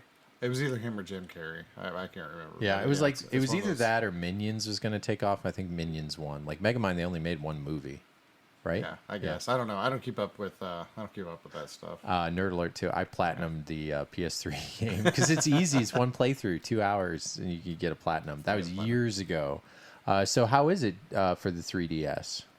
Good. Good. Okay. Would you say you like it more than like a Mario, or it's just okay? It's just okay. Oh, okay. So what made you pick it up? Did did your dad have it and you saw the cover and it was interesting? Well, my dad gave it to me. Oh. Yeah, his dad might have been up late on WhatNot. Okay. Watching auctions, and there might have been a collection of like 5 DS games that were like $3. Oh, yeah. That's the way to do it. And they were all kids games. So I was like, these are good games for the kid. Oh, yeah, definitely. All right. What else have we been playing together, Baba? Borderlands. Yeah, so on PlayStation Plus this last month they released the Tiny Tina's Wonderland Adventures or whatever it's called, kind of the Borderlands spinoff. All right. For PlayStation 4 at least. I don't even think it's out on Xbox yet. I'm not sure, but in any respect, I thought he was old enough because Borderlands, for those that haven't played it, it's Airfinger's rated M, but it's kind of like a Halo rated M. Yeah. You know, it's rated M because there's, you know, shooty, bang, bang. Shoot, bang, bang, pew, pew in it. Yeah. There is some humor in it, like some Airfinger, you know. Blood? Is there blood? A little maybe, but it's like cartoony blood. Yeah, I mean, it's kind of like a comic book, and the game is probably a solid, late 90s PG-13, as far as, But not scary. Well, we can ask Grayson directly. Do you think it's a scary game or a game that's like too adult? If you know. No, but once when I opened, this might be a tiny spoiler alert. Oh, go for it. We allow But spoilers. Once when I opened a gun chest, it was actually a mimic and scared me. Oh, so it's kind of like the whole Dark Souls or Diablo or Resident Evil, where it's like, hey, open this chest, you might get something good, or it might be. We started playing together, and he's been leveling up his character, and I've been leveling up mine. We've been playing. It's actually been a lot of fun, hasn't it, Bob? Yeah. But we were sitting on the couch, and he opened up a chest. He about flipped over the back of the couch. he screamed so loud, it actually scared me. The other night we were playing. Jump scare. That's awesome. Yeah. Well, he jump scared me. He jump scared himself, and then he jump scared me, and my daughter was sitting next to me, and I jump scared her. So it was like jump scare inception. Yikes. Yeah. All right. Well, at least cool. Okay. So, how about your sister? Does your sister like watching you play games? She likes stealing your games. Yeah. Oh, already at that point. How old's sister now? 3. Almost 4. Oh man, they grow up so fast. I saw her bopping around here showing off her bike. That's what little girls, my daughter too, love to show you their cute things. And it's just so much, no offense, Grayson, because you're a boy, but it's just so cute when a girl shows a cute thing because they're so proud of it, right? Yeah, well, she was running around earlier with her bike with the little streamers, and she had her, what is it, her LOL doll, and she's got Rainbow High doll. Oh, I'm sorry. Oh, yeah, thank you for the correction. Thank you for the correction. But she's got this little doll. Yeah. So her bike has a little bike seat on the back. Yeah. Where she can. Oh, I saw that. It's That's like awesome. it's like a, like a seat on the back of your bike where you would put a kid. Well, hers is a kid bike with a little seat on the back where you put your little dolls. Yeah. And then you give them, you ride around with them in the back. It's the cutest thing ever. Yeah. Yeah, hers is like the princess bike with the streamers on it. And although I did a boo-boo earlier, she was riding around. I took her helmet off and I popped the little clasp around her chin. Oh, pinched her? No. I popped it off, and then she tilted her head back, and it fell off her head. Oh. And then her helmet actually cracked on the pavement after it fell off her head. Yeah, so she's not very happy with it. I guess it's supposed to do that because they're supposed to crack on it, but I feel like that's not a high impact. No, it wasn't high impact. I was actually surprised. Like, maybe we shouldn't buy the Disney Princess helmets anymore. Yeah. Well, some of the helmets are funny because they got all these spikes and stuff all over it, and I'm like, No, he's got one of those. Yeah, and I'm like, wouldn't that get in the way of like falling correctly? Because then it's kind of like, I don't know, it would make you a little cockeyed. I don't know. I am not a bike helmet safety specialist, so I better stop talking about it, right, Grayson? Yeah. Yeah, he's giving me that vibe. Like, we got to talk to our lawyers. It's not worth it. There's a lot of money in Mattel and all that licensing. Yeah, get your Spider-Man. I liked your Spider-Man helmet. It's pretty cool. But some of the ones have a lot of crazy stuff. I'm like, it's weighing the kid's head down. They're going to tie their shoe and do a somersault. So, Grayson. Yeah, it's kind of like the mini one, except it's a baby's toy. It's an NES mixed with the mini you were talking about. Yeah. The mini classic. Yeah, I think you're talking about the NES controllers for the Switch, the ones downstairs. Yeah. Oh, okay. And you like those a lot? Yeah. Look at that. Yeah, Never change a Old school. classic. Yeah. I used to love how they gave me carpal tunnel as a kid playing Super Is it Tecmo Super Bowl. Who would have thought the perfect controller would have like perfectly square corners? Yeah, and it was made 40 years before you were born. I know those squares. I would get imprints. Yeah. And I seriously did. I had some carpal tunnel type symptoms from playing that every day for like 2 years. Yeah, I thought for the longest time the Super Nintendo controller was the best controller ever made. It is very good. I love the squishiness of those R and L. Yeah. Well, Grayson, anything else you want to say or promote before you jump off here and jump back on shore from our ocean voyage? Not really. Not really? Done? Okay, fair enough. Kind of quiet tonight. Yeah. Well, sometimes less is more, but we always appreciate more from Grayson. Thank you for joining us. You're welcome. Awesome, dude. All right, thanks, okay, Bob. see ya. Love you, little dude. Bye. Bang, bang, bang. Oh, Well, howdy, partner. Time for timer. Do you ever get that hungry feeling after school? Boy, I do. I'm so hungry, I could eat a wagon wheel. When I'm slow on the draw and I need something to chaw, I hanker for a hunk of cheese. When my 10-gallon hat's a feeling 5 gallons flat, I got something planned, which is little cheese sandwiches. Come on! Here's a great little snack to tide you over till dinner. If you want something delicious and nutritious, cheese is a super snack. Look, a wagon wheel. When my get up and go has got up and went, I hanker for a hunk of cheese. When I'm dancing, I hold down and my boots kind of slow down, or anytime I'm weak in the knees. I hanker for a hunk of, a slab or slice and chunk of, a snacker is a winner, and yet won't spoil my dinner. I hanker for a hunk of cheese. Yahoo! All right. And our video game book club. That's the segment we're doing here. Thank you for our sponsor. That was the National Cheese Association of America. If you're hankering for a hunk of cheese that you want to turn it into a wagon wheel, hopefully that tingled your nostalgia senses. We were really happy when they reached out to us via snail mail. That's correct. They don't have email yet, the National Cheese Association. Did I make that up second time and change the name? I don't know. I don't know. You know, Yeah. it's... I think they're the international now. oh, that's right. Yeah, International Worldwide Cheese Federation. The IWCF, of course. We all know that old ditty. So anyway, thank you for our sponsor. So now for our video game book club. This is a segment where we take the top...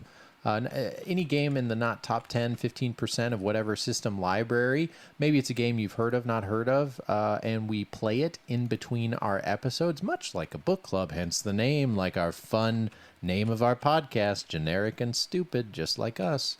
The video game book club, we then we play it, and then we talk about it on the following episode. You can play along as well by sending us a little email, a tweet with a little spiel about how we should put it in a book club. Our video game book club picks, we have our dad pick one, and then our listeners pick one for the Nintendo. For the Nintendo Entertainment System. Yep, and Sean picked that. And then our listener pick was Twin B for the PC Engine, Turbo Graphics, but nerds call it the PC Engine.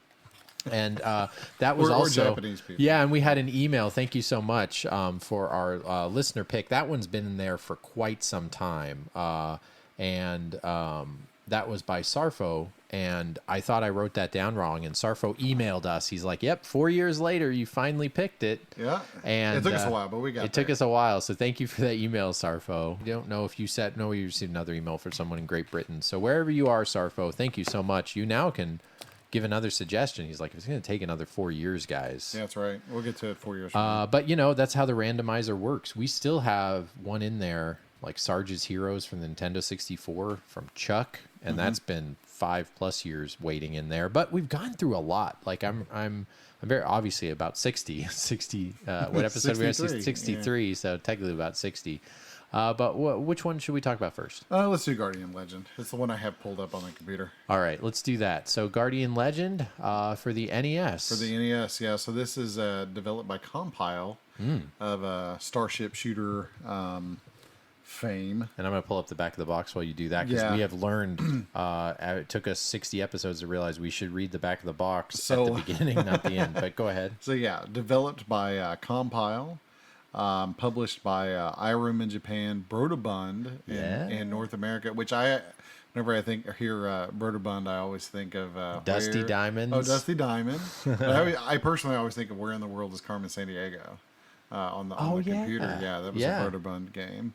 And I remember they did a bunch of educational software, like the typing tutors and all that kind of thing. Oh yeah. And then in the EU, it was actually. In Europe, I guess EU didn't exist at the time. But it was published by Nintendo actually themselves over there, and it was released in Japan in February of '88.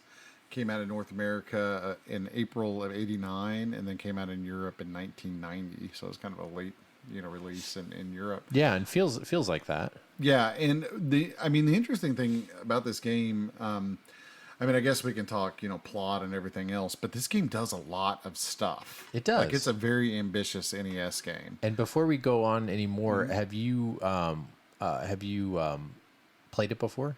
Not really before the podcast, which is surprising because I guess it's kind of a fairly popular NES game, but it's just one of them that's never really.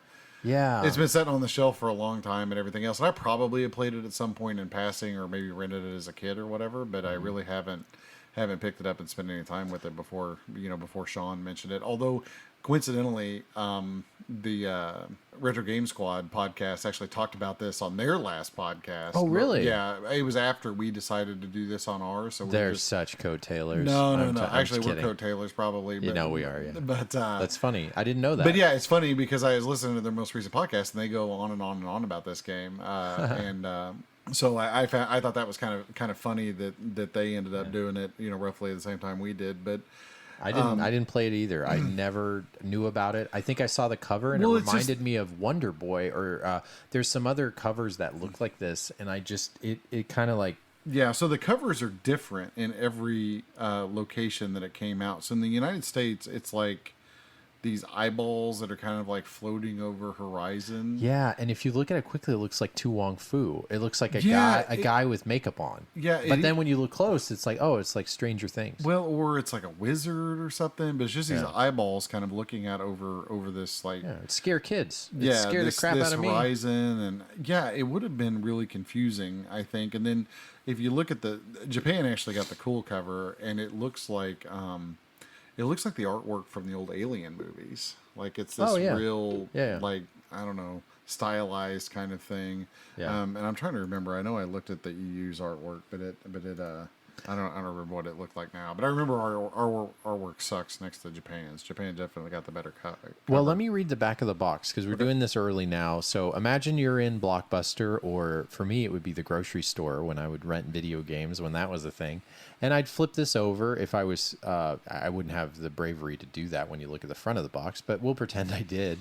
And you flip it over, and here's what we have to say.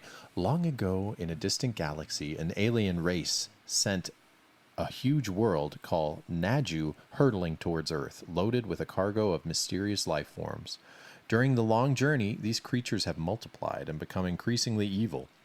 And now Naju teems with evil. However, deep within the complex globe of self-destruct mechanisms that can be activated to destroy it before it reaches Earth. That's a lot. Now you must battle your way deep with Naju's labyrinths, within Naju's labyrinths, and destroy it. You are the guardian of Earth, and your saga will become the Guardian Legend. Great shoot-'em-up arcade action combined with underground adventure. That's funny, just with underground adventure. Choose from 12 different weapons to launch your breakneck attack against the monsters deep within Naju. And also, as they say in the front and the back, there is a password feature. Yeah. Which it's like super convoluted password. Oh, yeah. Which allows you to end a game in progress and resume it later. Let me tell you this again. A password feature that allows you to end a game in progress and resume it later. That's just funny to me. Man, we've come a long way. We've come such a long way. That's the back of the box. Frankly, I like that it's yellow and it kind of stands out, but beyond that, this back of the box would not have pulled me in, but it does tell a lot. It doesn't mention, it just says combined with underground adventure, arcade action. It doesn't really talk about the whole other aspect of this. No, like I said, it doesn't really get across what's going on very well. It actually has a very intricate plot for an NES game, too. It does, yeah. Like, when you first start the game, it tells you, like, you're finding the node of, I guess, the person who came and tried to defeat the planet before you. Yeah. And it basically says, if you're reading this, I failed, but I've planted explosives under the planet. Yeah. In, I think, 12 different labyrinths or corridors or whatever, and you must activate them. So the game is broken up into two main phases. So the first phase is what they call the dungeon, which is actually your character is like this humanoid android kind of thing, but your character also transforms into a space plane, Yes, and which I like that transformation. Oh yeah, it's awesome. That animation transformation is dope. But you go through and you fly, and it's basically a shoot 'em up, shmup kind of thing. Yeah. And that's the Airfingers quote dungeon portion of the game, and they're actually really competent short Well, actually, they're not even that short. They're kind of these medium-sized shooter levels. Yeah. And you go through and really good shoot, and the the people that made the game did shooters. Correct. That I mean, was that's what they... their compile. So they're good, competent shooter levels. But you go through and you defeat a boss. Yeah. And then after you defeat the boss, you go into the corridor, the labyrinth underneath the surface of the planet, which essentially. Yes. Yeah. And so those or that phase of the game is sort of a top-down perspective. Think Legend of Zelda or Legend of Zelda's right. It's like a little isometric. Yeah, it's like it's kind of like Gauntlet. Kind of, yeah. View, not gameplay, but the view. Yeah, it has the side scroll. Like when you go to the side, it'll zoom over. It's very. You could tell Zelda's an inspiration. But it's but they really are. It really is a labyrinth, like it's a maze. So you go into these things and you don't really know where you're supposed to go, and the rooms are connected. Sometimes you can go any 4 directions to the next screen. Sometimes you can just go 1 or 2 of the directions. But there's a map feature, and so basically you wander around in the dungeons, you defeat. Can you imagine if you didn't have the map? Sorry, I was just thinking about that. Yeah, it's like it'd be like playing the old, the original Metroid. True. When there's no map, but yeah, you basically wander around until you find the boss of that particular corridor, defeat them, and then sort of the process repeats itself. Yeah. But there's I think 12 different kinds of weapons, and you can pick up these weapon power ups, and there's also a store that you can find. Too, but you can get these power up weapons, and the power up weapons also cross over to when you're the ship as well. There's power ups, and then there's also these tokens that you get. I think they're called tokens or chips or something like that. But keys? No, the power ups. To get the power up. So when you have more Yes. of those, your main weapon actually gets powerful too. So you kind of want to strike a balance between having the power ups versus having a good primary weapon and all these.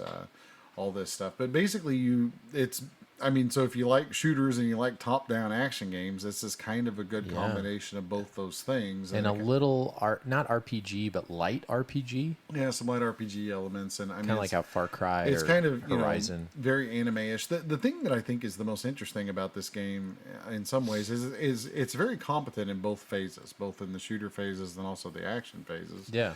But the other thing that I think is maybe interesting about it too is it's the only game like this that I ever have really played. Agree. Where it mixes these two genres together. Agree. I wish it was I feel like this game is one of those games that, man, if they would have made this for 16-bit, oh yeah, this would be. I think that would have. That's what I'm getting at. It's like I don't know why they gave up the concept, because this would have been a really awesome concept to have to continue to develop over time. Even today, like I think if you redid it and like let's say it was a Switch game, it wouldn't get as much traction. But if they would have created a sequel to this and called it something different, I could see it being on everybody's like top 10 list. But I don't see this one hop up very often. I also am not looking for it. So a lot of people tend to like it. Like when I was trying to look at some people's takes on it, which is always funny because there's videos that are like 10 years old of people loving it. I'm like, how did I miss this? How did I, why did someone like this game?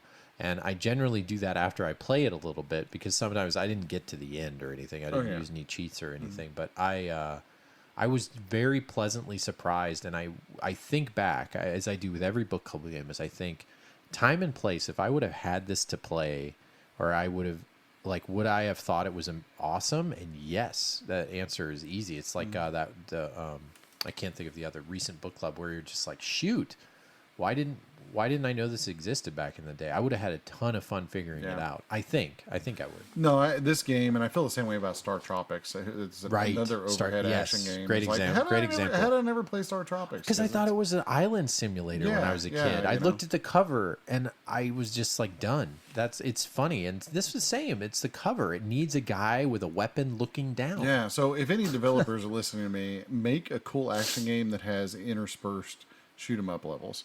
Because I don't know, did you ever play Nier Automata or Automata or however you pronounce it? Yes. Because in the prologue of that game, when you're flying into where you're going to play the rest of the game, there's actually a shooter level in there. And I remember when I first started playing it thinking, oh my God, this is the coolest thing ever. They put a shooter level right in the middle of this thing. Yep. And but then you get to the main game and I'm like, the main game's good, but I kept thinking, God, I just want another shooter level. Right. Like that. But man, I don't know. I just think it's really neat if you could figure out a way. The only other game on NES that I could think kind of followed this concept is Air Fortress, which is a HAL game, and it has shooter levels, and then but it's a side scroller, right? But I just think it's interesting that I could Formation Z, spoiler, Famicom. That was a game I recently sold on WhatNot. Is it like that too? Yeah, it's a. I don't know. I just think it's interesting that there's these NES games that kind of did this thing, and then everybody kind of didn't do it after that. Yeah, and maybe it also was Nintendo specifically, because TurboGrafx, which we'll get into later, it's just some systems were shooters because they were more. The region that led the game development was not America, and here, shooters weren't popular in the 8-bit days. That's true. They just weren't. But there are a fair number of NES and Famicom shooters. I don't know. Sure. It just not big mainstream popularity. Yeah. So I don't know. I just think it's kind of interesting. But it's a neat game. It's got really good music. The controls are good and everything that you think that they should. There's not a terrible amount of flicker, and there's some. The flick. But I got a good amount of slowdown. Yeah, there's some slowdown. There's a little. Yeah. I mean, there are little graphical glitches, but no more than you would expect for a similar NES game.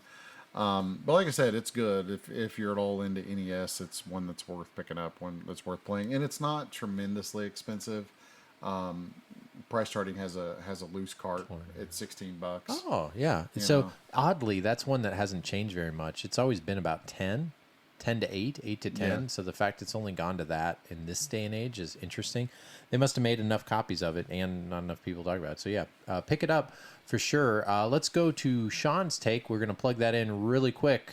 Sean wasn't able to make it, but he's sending us an MPG. So we're going to pretend like we can listen to it now because we don't have it. And I'm going to cut right here and put in Sean's take, quick 60-second take of Guardian Legend. Here we go. Hey, I'm a little under the weather, so I apologize for my voice, but I really wanted to talk about this. Usually I don't like multi-genre style retro games, but I've been hearing about the Guardian Legend on literally every NES Hidden Gems video for like the past 15 years. So I finally bought it from Shane at a recent con and tried it for the first time. The shooter dungeon levels play to compile strengths, and I think that polishing and stretching this shooter half of the game into a full game would have been better overall. I'm usually bad at shooters, but I do like them. I struggled with this one at first, but it definitely got more enjoyable the longer I played, and as I got to try more and more secondary weapons. I also appreciate that there's a password that lets you just play through only the shooter stages. That's pretty cool. The top-down Legend of Zelda-like labyrinth portions were more cryptic and a little less engaging, but it's still fun, and I like how the surprisingly solid narrative ties it all together. The music and graphics are good, the cover art is stupid, the sound effects are kind of grating. Overall, I give it a 4 out of 5 baby bottles. It's also unique, cheap, and as far as I know, it's still exclusive to the original NES, and its rights are probably out there in property limbo somewhere. So it just is kind of a special cartridge, and I think that every NES console owner should at least consider buying this one. All right, that's Sean's take. He hated it. Sean, I can't believe that. You didn't tell us that later in the thing there's a cheat code so you can walk around naked. We don't know what he said. I'm assuming he liked it. Let's go to baby bottles. What would you say, Adam? Out of 5 baby bottles, our arbitrary scoring system. I think this is a solid 4. Yeah, that's funny. That's right where I'm at. I think it's a solid 4. Yeah, that's we agree. 4, and Sean, hopefully he put it in there. We'll see, but 4. I think it's a great game, and that's why we have the book club, because I never knew this dang thing existed. Next one is Twin B, and that's BEE for the TurboGrafx/PC Engine. We got kind of another shooter, obviously here. This one is a vertical.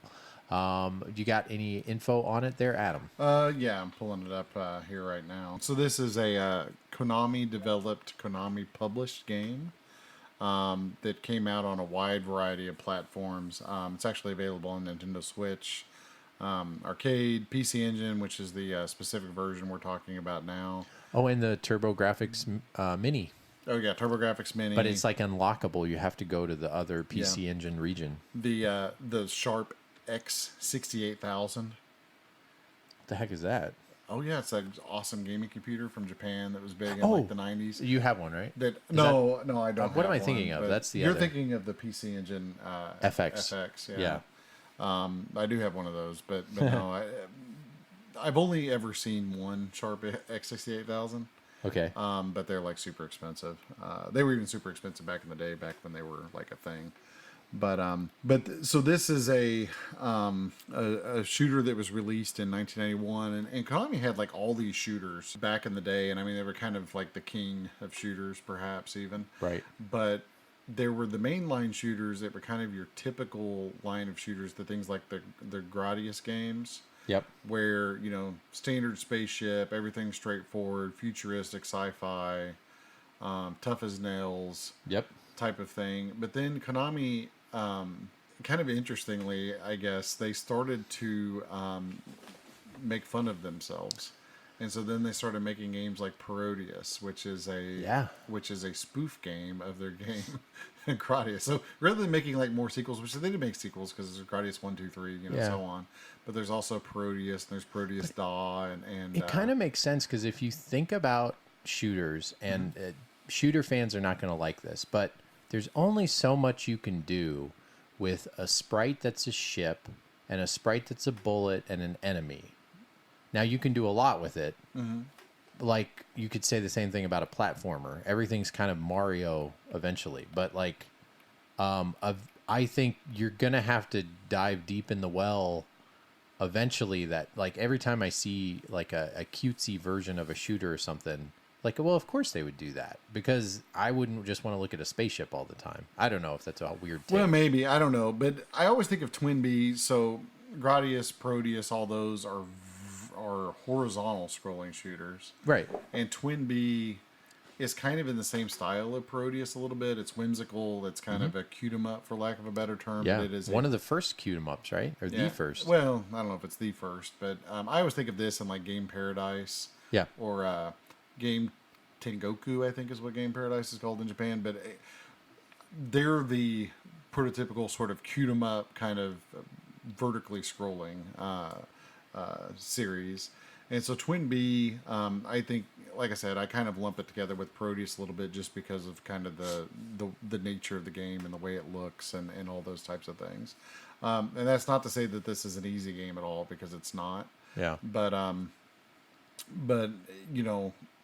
basically that's what it is. It's kind of just straightforward, cute 'em up from Konami that has, a power-up system that kind of drives some people a little bit crazy, because the power-ups are basically predicated on these little bells that come out, and then you shoot the bells a certain number of times, and then they change colors, and you try to get them to the colors you want them to be. But you invariably accidentally shoot them and get the other color. Yep. And if you keep shooting them, I think then you get just more points, know. And so the game, rather than it kind of has the Contra problem. It has this like. And people either love this or hate this about the game, but it has this contrast to gameplay mechanic where you have your standard, shoot 'em up, kill everything as fast as you can, try to avoid the bullets, kind of thing, versus you're trying to get a good score, which equates to dodging bullets while juggling bells with your bullets. Yes. And keeping track of your ship. And keeping track of your ship. And so you're trying to do all this, plus you're trying to juggle all these bells around by shooting them and that sort of thing through the game. And some people really hate that about this game. Other people, I guess, really like it. Yeah. So you kind of have to play it to figure out if that's something you're into or not. I mean, it sounds awful, I think, actually, if you just describe it. Yes. But I actually personally really like the game. Yeah. Generally, I mean, we'll get the baby bottles later. It's not my favorite shooter, in history, but it's a very competent shooter, and it's from Konami, and it's got good music, and the graphics are great. I think the sprites look really good. I'll take this any day versus the horizontal shooter, or the first thing I always think of when I see this artwork was like, oh, is this gonna be like Fantasy Zone? Because I'm not a Fantasy Zone type friend. And then when I put it in, I was like, oh, I'm pleasantly surprised.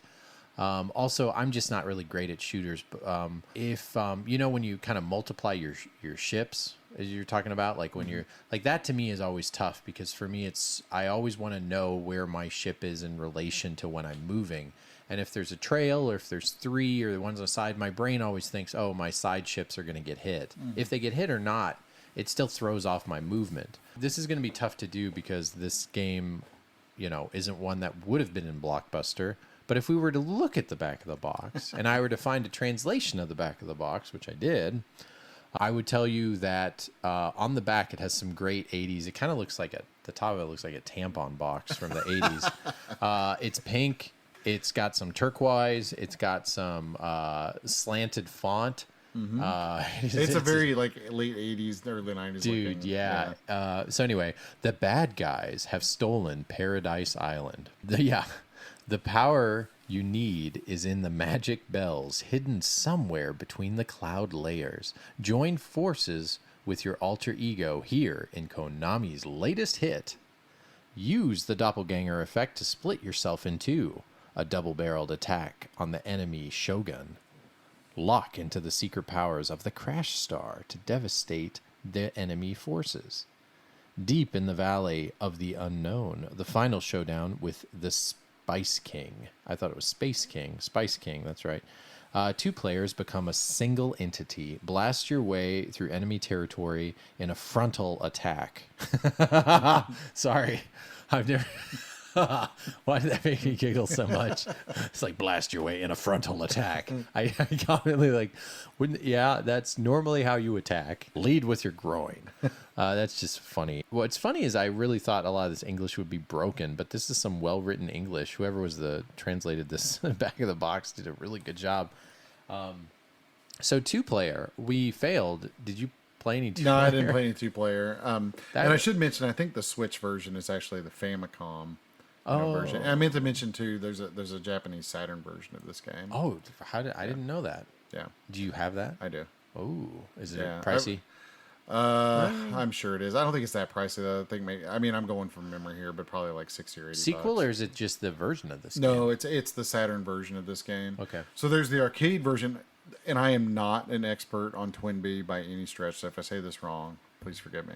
It's okay. But from what I understand, the actual arcade version is like super duper hard. Like it's insanely difficult. But then, they made Famicom version, and then there's also the PC Engine version, which is what we're talking about specifically here. Yeah. But then sort of the definitive home console version, I think, is the Tana Deluxe Twin Bee that came out on Saturn. And I think it's kind of a redo or a sort of an update for the home console of the actual arcade version. Yeah. But then, that being said, I'm sure that the definitive home version is actually probably the X68000 version. Okay. If you can find yourself a Sharp X68000 sitting around. Yeah, I don't know how you didn't stumble over your words saying that all the time. I wonder why that system failed. Probably because it was like $1,300 back in 1990. Can you imagine a mom saying, "Oh, the Sharp one, please"? Yeah, exactly. Mom, can I borrow? I mean, the Sharp X68000, like in modern money, is probably like a $6,000-$8,000 PC. Really? Yeah. Jiminy Christmas. Okay, well. Yeah, no wonder it didn't catch on. Yeah, Premium gave her a premium system. I thought this was I think this is a game that, you're right, with the bells and the juggling. If I had this game and this was one of like 10 games I owned back in the day when you were a kid and you couldn't just play something and kind of move on, I could totally see how this would be a very nostalgic game. Like the few shooters I played as a kid, I love the couple shooters I played, and it's hard for me to fall in love with a new shooter outside of the ones that I played randomly as a kid. Because I love learning the levels and the formations, and that's why I play, like 1943 or whatever. Like I just have so much nostalgia for it. What would you say for Baby Bottles? This one's kind of difficult. I mean, I think honestly my biggest critique of the game is that it's made in this sort of cutesy style, and you would think it's a kid's game. Yeah. But it's actually, like all the Konami shooters, it's unforgiving. It's relatively difficult. It's not really a kid's game. Right. And so if I was a kid playing this, I probably would have been duped into thinking I liked it, but then ultimately getting very frustrated with it. Yeah. You see that first level a lot. So, and this is kind of a pro tip. if you do want a cutesy game that's easy to play, that plays really well, that's also very, very fun, that you want to play with your kids, like a vertically scrolling shooter, Star Parodier for the PC Engine. It's a PC Engine CD game. Okay. Excellent game. I've been playing it with Graysons some. We didn't talk about it earlier. Yeah. But it's easy to play. It's easy to go through the levels. It's very cartoony. It's very forgiving. It's a game that looks like it plays, if that makes sense. So if you want to play something at home or play something with your kid, play Star Parodier. Easier than, say, like Platypus for the PSP? I don't know Platypus. Oh, okay. Platypus is anyway, it's like a claymation shooter. Yeah, I don't know, but it's, as far as shooters go, especially from this vintage, it's a very easy game. Like you can. That's my kind of shooter. Like I sat down and played it with Grayson the other day, and basically almost beat the game. I think in one setting, and and just turned it off because it was time to turn it off, kind of thing. But this game is not as forgiving, and it takes memorization and effort and that kind of thing. Yeah. So because of that, I think it depends on what your expectations are. If you know that going in and you're into that kind of thing, I think you're thinking something like a 4.5 star, right? Out of 5, or Baby Bottles out of 5. I think for just all general audiences, this is probably more like a 3.5. Yep. Type game. Yeah, that's kind of where I was too. I was like 3.5 to 3, but I think not fully my genre. I appreciate it. Outside of nostalgia, I wouldn't see anything like making me like play this again. But I think it would have had an audience if it came out for our North American systems. Oh, yeah. Yeah. I mean, it definitely would have. And I think there's a reason that they, decided to include it on the Switch Online, in the Famicom, is because it's a game that... And it's cheap for the Switch Online, right? Yeah, I mean, it just comes with the, when you buy Switch Online or whatever, like your yearly fee that's or right, whatever. that's right. Yeah, Then it just comes on that, and I think it's not on the extended Switch Online. It's like on the cheaper version, which I think is like $20 or $30 a year. I can't even remember anymore. Yeah, but yeah, I mean, it's a fun game. It's easy to play without the original hardware potentially if you're into such things. But so is Star Parodier, and like I said, if you want to kind of dip your toes into this sort of genre, I would recommend doing that game rather than this one, and then maybe doing this one later. Yeah. But yeah, it's good, just like all those Konami games are. But the Konami games, the Konami shooters, just generally, even the Parodius games, I really like them personally, and I played them long enough to get kind of good at them a while back. But they're hard. Like they're not a typical, like, let's sit down and have fun kind of game, because you have to work at those games. Good. I will stay away. Thank you for the warning, Adam. All right. Okay, so moving on. All right, now for next episode, our Video Game Book Club Dad Pick, my turn to pick. So we're going to pick from any system, as long as it's not in the top 15%, as you know. And my choice is going to be for the Sony PlayStation. Woo. And it's going to be a game no one ever talks about, and maybe for good reason. It's filled with nostalgia for me. I will say that this game is tons of fun, and we're going to see if it's still tons of fun. And it's very 90s. It is Critical Depth for the PS1. Awesome. Critical Depth is basically a vehicular combat game that is in the same vein as Twisted Metal, and I won't say any more. Oh. So, vehicular combat and Twisted Metal, except it's Critical Depth. I'm going to be disappointed if there's not some sweet FMV in there. I think there is. I think there is. I not to say anything yet, David Jaffe, I maybe prefer this over Twisted Metal. Oh. Because I don't like, anyway, we'll talk about it later. I don't like to fly games. Flying games are tough, but if you're flying underwater, which is basically like a slower version of a flying game, you like it. So I love the look of this game. I hope somebody will pick it up and play it. It's inexpensive, and nothing against David Jaffe. And I'm very happy to say, in our years of video game book clubness, all the wonderful people we've met and things we've seen, I have had a tweet liked by Ice Cube, and I have had a tweet liked by MC Hammer. Yeah. And I've had a the other day. And a retweet by David Jaffe. I mean, it's so cool. Like, that's what I love about Twitter. I got a handheld. This is a pickup I'll just talk about real quick. I picked up the MC Hammer handheld by Tiger, and I've been wanting this, no joke, for about 10 years. and I can't ever find it cheap enough. And I finally found what I consider inexpensive, which is still a little bit of a pretty penny, but you know, and it's a Tiger handheld. Like, what am I thinking? But it literally is him dancing, and I think it's the silliest, dumbest thing ever. And I posted a tweet about it, and I had MC Hammer, and he liked it. He was like, he liked it within 2 minutes of me posting you posted it. And yeah, you put it on there. Did he retweet you as well, or did it just I don't remember. I think he just liked it, but good enough. But the other one was like David Jaffe. And FYI, this is kind of a random little shout out. David Jaffe is the creator of God of War, and legit, like, you know, creator, director of that series. Like, that's his brain baby. And then also Twisted Metal, among a bunch of other games. He currently, you know, he doesn't work for Sony right now, but he's kind of a content creator now, which is really interesting. He like creates a ton of content. He's kind of turned into like a legit personable content creator. Is that a weird way of saying it? Anyway, it's just very interesting. And what I like about his content is it's a different take, because he has all this background of his life as a video game developer, a very successful one. So it's very interesting. I try to hop on and find some things. Never sleep on people that you kind of like the way their thought process works, or how they kind of explain things. And that's kind of what I like about him. He'll listen to some feedback back and forth, and he'll give everybody kind of the time of day, which I kind of like, because the internet is so random. If we did this live and we were answering questions, that sounds like HE double hockey sticks on Earth. Like, I have a hard enough time. We talk about that in our next segment real quick, like WhatNot. Like, it's hard to be live when you're not used to being live. I think he does a good job, and it's very interesting. So if you need some content to listen to, we have a lot of listeners who drive trucks for a living, work in factories. Might be interesting to give him a shot. But anyway, so back to me saying I like this game better than the game he made. Just preference-wise, is Critical Depth for the PS1, but I loved the heck out of freaking Twisted Metal. Oh yeah, Sweet Tooth.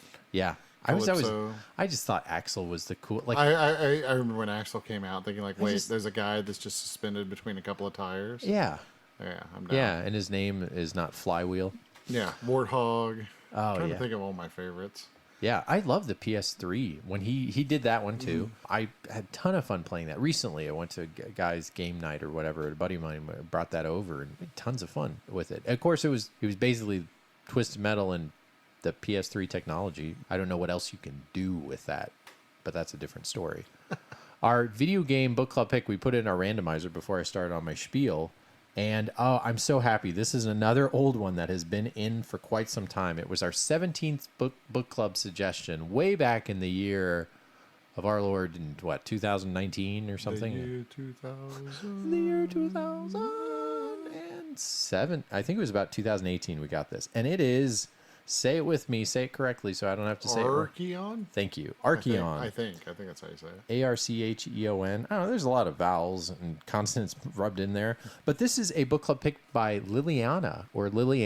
I think maybe both are correct or one's incorrect. If you are still listening, Liliana, tell us which way I should say it. And thank you for suggesting this. And we're going to play it before next one. This is an NES game. I know nothing about it. We'll keep it that way. But right. you can play it too. I will. Okay, well, we'll keep it at that. So, Archeon for the NES by Liliana, and Critical Depth for the PS1 will be our video game book club picks for episode 64.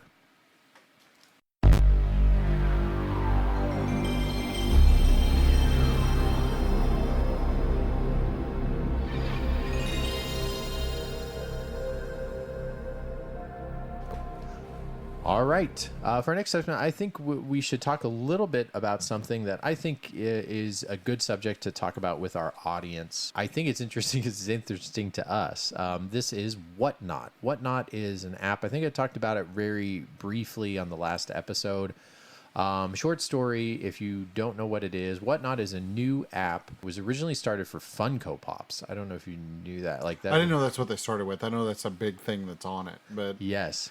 So it's basically a buying and selling app that was initially created because Funko people they're nuts. Nuts. Yeah. And I mean that in a good way. But if any of our listeners are Funko Pop people, you guys are nuts.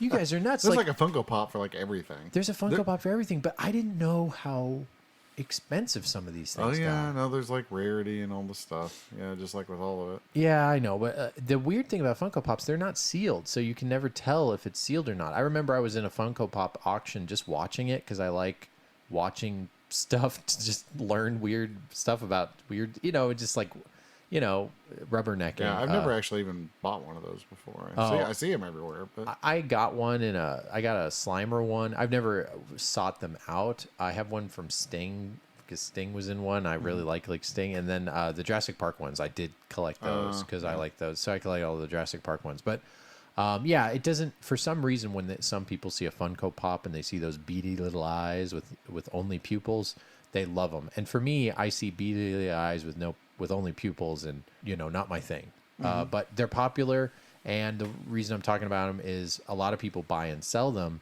And WhatNot was created for Funko, as I understand it, and then it moved on to sports cards and toys, and eventually one of the newest segments, and Barbies and random stuff, vinyl and and I guess I should Marvel cards and and so basically what they are live auctions. It's not like you have to join. You don't have a monthly payment to join the app. You basically download the app and you click on an auction, and this live auction is set not by anybody besides you or me. They're just maybe a person who owns a house, or they can own a business, whatever, or they don't have to own a house. I mean, basically anybody can be a seller. You do have to go through some sort of process to show that you are vetted properly to be a seller. So it's not like eBay where you just sign up and they kind of have you by the leash and say, okay, you can sell a few things, and then now, okay, you can sell more than 10 things in a month.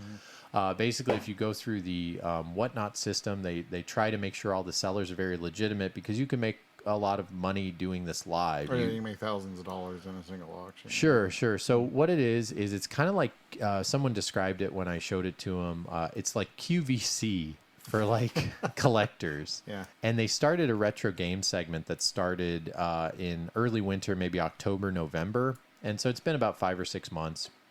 And basically you can decide to have your item up for 30 seconds, 2 minutes. You start it at $1, and people who are in your stream can bid on said item. So it's like eBay, except if you think about eBay and Twitch having a baby. That's how I think about it. Yeah, eBay or just live buying something at a garage sale or convention, except you put the thing out, it's like QVC. Sometimes it's on a rotary little dial, and you can sell anything there, from all types of video games to boxes to magazines. But generally, each segment you're in, you go to retro games, you can buy PS4 games, that kind of thing. So it's interesting and it's different. And I like that it's a kind of a way you can sell and buy things and still get deals. But, sometimes we'll get to controversy here in a second. I'll just kind of talk about what I like about it. Is the concept to me is very interesting. And we were both approached by one of the, we'll just, leave names out of whatever, just because I didn't previously say if I could use names. So basically a rep for WhatNot was at a convention we were at and talked about WhatNot. And initially, like anything, I'm always kind of skeptical. So when I first heard about the concept, I kind of thought I don't know how this works. What were your feelings? Kind of the same thing. I was like, I don't really know what to think about this, because it's new and different. Sort of, and I'm kind of skeptical of things, and everything. I've gotten more comfortable selling stuff in person.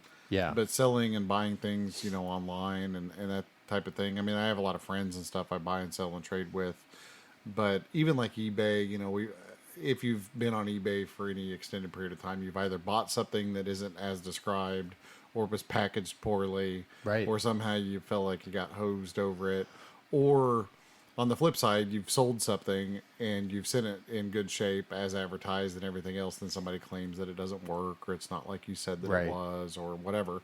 So you don't have to use that kind of stuff for very long usually before you end up having sort of a bad taste in your mouth over something. Right. So kind of just that as a baseline that made me kind of skeptical with it. And I'm not sold on WhatNot like you have, but I've watched a lot of auctions. I've actually bought a fair amount of stuff on WhatNot, at this point. And it's kind of fun. I mean, you just sort of hang out. The people in there are generally kind of nice, and if they're not, you just don't watch their streams. And you kind of like what I do on it is you can tell how many people are watching any individual stream that you're on, Yes.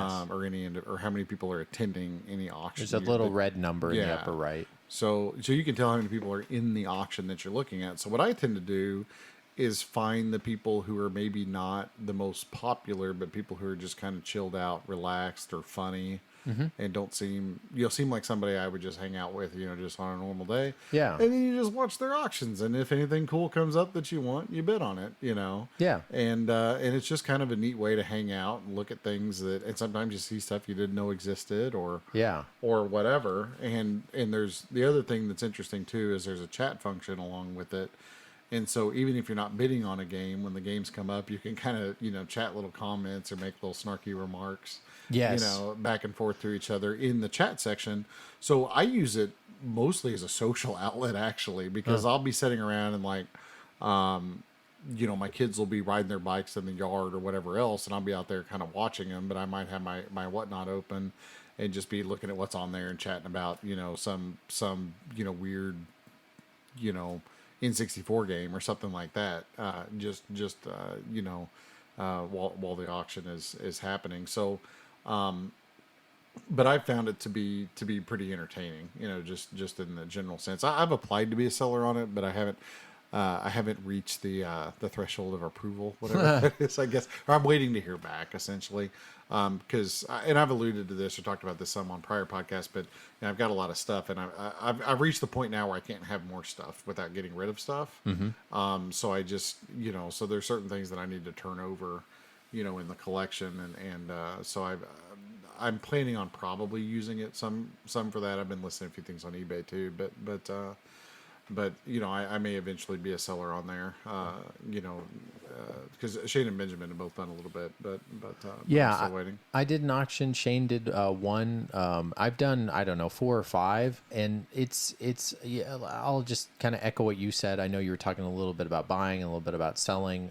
It's kind of hard to describe this app. I hope we're doing it a decent service. So my overall impression is I do like it, but like anything, when something is new and different, there's kinks to work out. And here's a pro that I like over something like eBay, and this has been true so far. It's if you've ever sold anything online, a big problem is all the headaches like you were talking about. And something that WhatNot tries to do is if they vet all their sellers, which is what the process is of going through and being interviewed, and they have to make sure you've sold stuff before. Some people tend to think you have to be like a big YouTuber and influencer, and obviously not, because I'm selling on there. I'm not. I do have, we have this podcast. We sold at a convention, but what it allows you to do is if someone could buy something and have a problem with an item that is illegitimate, but the seller usually has to take it on the chin.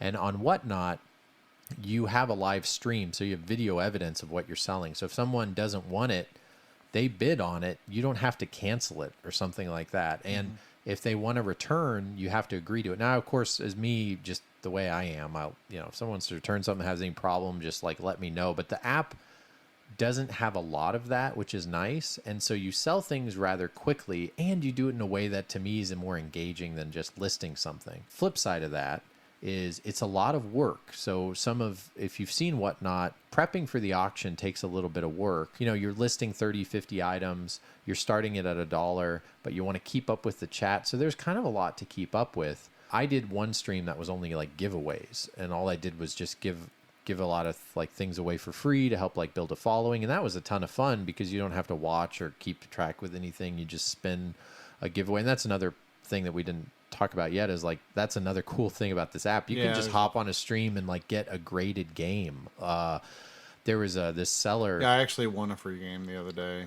Awesome! I was just watching a show or whatever, and I've got it's not super high end, but it's a sealed prototype too for PS3. Yeah, I'll take it. Yeah, you'll take it. Freebie. Yeah, this guy, so I'm doing a stream on Friday, which obviously might not be when I get this out there. We'll see if I get a wild hair and I get this out before. But Friday, March 16th, 17th, 18th, I'm doing a Dreamcast stream. It makes more sense to do that. I've kept some games and sold a bunch. I've even sold some listeners that have reached out. And I'm going to have a lot of fun, have a big stream on a Friday night. I'm going to have, you can have a guest on there too. So some of the complaints with the app will just not beat around the bush are some games go for over market. And if anything, a way to anger people who are collectors, that, collectors generally want to get deals.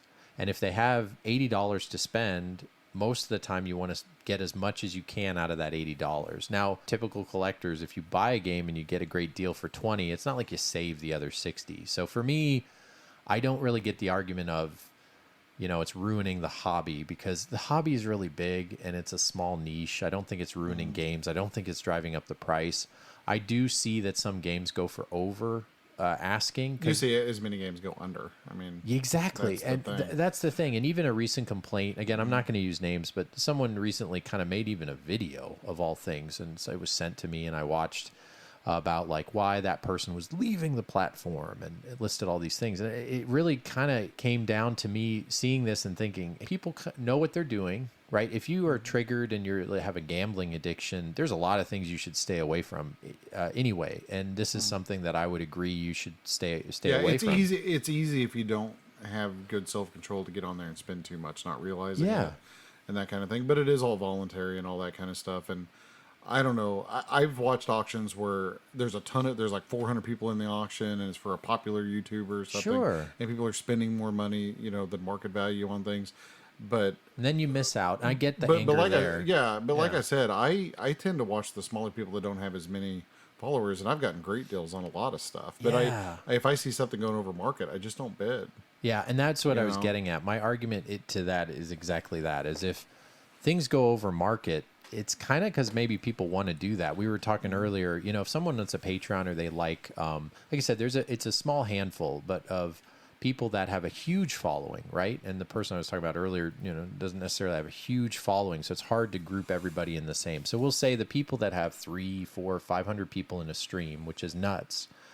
Those auctions also get kind of nuts because the chat's going forever. It's kind of like WhatNot is built for maybe having 100 to 150 people in a stream, and everything beyond that, it feels like it's not really meant for that. It's interesting to watch and it's neat to watch, but some of the anger has been from, hey, something is worth $100 and it sells for $200 or $300. Those are people who have no problems with spending that kind of money because they want to say support the person they're getting, or sometimes it's like on Twitch, people donate to Twitch streamers or whatever because they like their speed runs or whatever else. So sometimes like for me personally, there are people selling on WhatNot right now who I personally like, and I might actually buy a game for $5 over market value just because I like that person. You know what I mean? Just because like, hey, Bob or whatever, you're a good dude, and I like your content or whatever. Even this stream in and of itself I'm finding entertaining, so I'm gonna buy something from you because of that. And I don't think there's anything wrong with that, but like I said, it's the way I do it personally is I pull up price charting or eBay in the window next to what I'm looking at, and I just get an idea of what it's worth, and then I ask myself personally what it's worth, and it may not even be the market value. It might be a $70 game, but to me personally, I really want it, but I'm only going to spend $50 on it. If it goes over that, I just don't bid. And you also can get to a point where when you see it and you see it in condition and it's right there being held in front of you by a seller that has a high rating, which that's another thing, for the most part, everybody who sells on there, if you start not getting high star ratings, you get kicked. Even though I said it supports sellers, there's a reason they pick only kind of mainly good sellers. Like anything, there's going to be a weed in the grass. But for the most part, you get your item, it gets shipped to you in great shape, and if there is an issue, a legitimate issue, of course you can, probably, get your money taken care of. To see the item in front of you, to know exactly what you're bidding on, to also have a kind of that social aspect of talking to people, I think it's a fun platform. And I've, sold a couple hundred things. We'll see how that goes. I'm kind of excited and nervous, but there's a lot of prep work that goes behind it. So if you watch YouTube, which I know only a small part of our audience watch, so it's kind of like I'm trying to talk to people who have no idea about this app and people who have a lot of idea about the app. There's an argument between collectors and resellers. And I don't even want to go into all that because that's a can of worms, and it's not a complicated it's not a simple answer. It's kind of a complicated answer. Well, that's the thing, because because I'm selling a few things, does that make you a reseller? I was asked that on my stream randomly because you're doing so much. Someone asked me that. Are you a reseller? And I was like, I don't No, think I still so. consider myself to be, primarily a collector, but what does that even mean? But exactly, what does that mean? but like I said, it's Yeah. and there's things in like I have stuff in my collection that I bought a lot of my collection by buying other collections. So invariably you end up with things that you did never. That's what a reseller does, doesn't it? Exactly. But so you end up with things that like I bought all these things because I wanted this stuff, but I don't really want this other stuff. And so you end up accumulating things. Knowing it has value. Knowing that it has value, but also knowing that it's not really what you were intending to collect. And that's the situation I have myself in. So I can just die with it, I suppose. Yeah. Or I could try to recoup some of my losses and also pass them on to somebody else who might enjoy them. And that's kind of the way I'm looking at it. And then the other thing is too, if I want to continue in the hobby and continue to travel, continue to go do stuff, continue to kind of participate in all these kinds of things, all that sort of costs money, and you can kind of sort of halfway pave your way with this. Plus, selling, so long as you're not a jerk about it or anything else, it's kind of a cool avenue just to, either buying or selling, either way. Yeah. It's a nice way to just even break the ice with people, meet new people, see new things, do stuff. Yeah. And so, I used to be a little bit more shy about, buying and selling and bargaining and all that type of thing. But now it's just kind of like a game, it's just another part of it's just another facet of the hobby. Right. And so that's kind of the way that I treat it. But, and I still have a lot of ramping up to do as far as selling goes. But like I said, I see it more of as a social outlet and just continuing to participate in the collecting thing. Because if you collect stuff, then you sort of have to, I think it's odd to think of yourself as a collector of something, but also think that you're above having to participate in the marketplace. Yeah. Because how else do you collect? Yeah, and it's hard. And I think another thing is the age of us is getting older, obviously, and we talk about it all the you gotta time. Start and picking and choosing. It gets old. Like I keep saying, we're the old man on and part of that's the jokey haha of the podcast. Video game dads, we're lame. We only have a Facebook. But like, I also think I'm not unhip, right? Is that what the kids say? Yeah, some people have too. Yeah, what? It's different. I could talk like a younger person. I just don't choose to because I at least dress like one still. I still wear sweatshirts and baseball hats and stuff like that. I've yet to get the New Balance and the sweater vest, so I'm not quite there.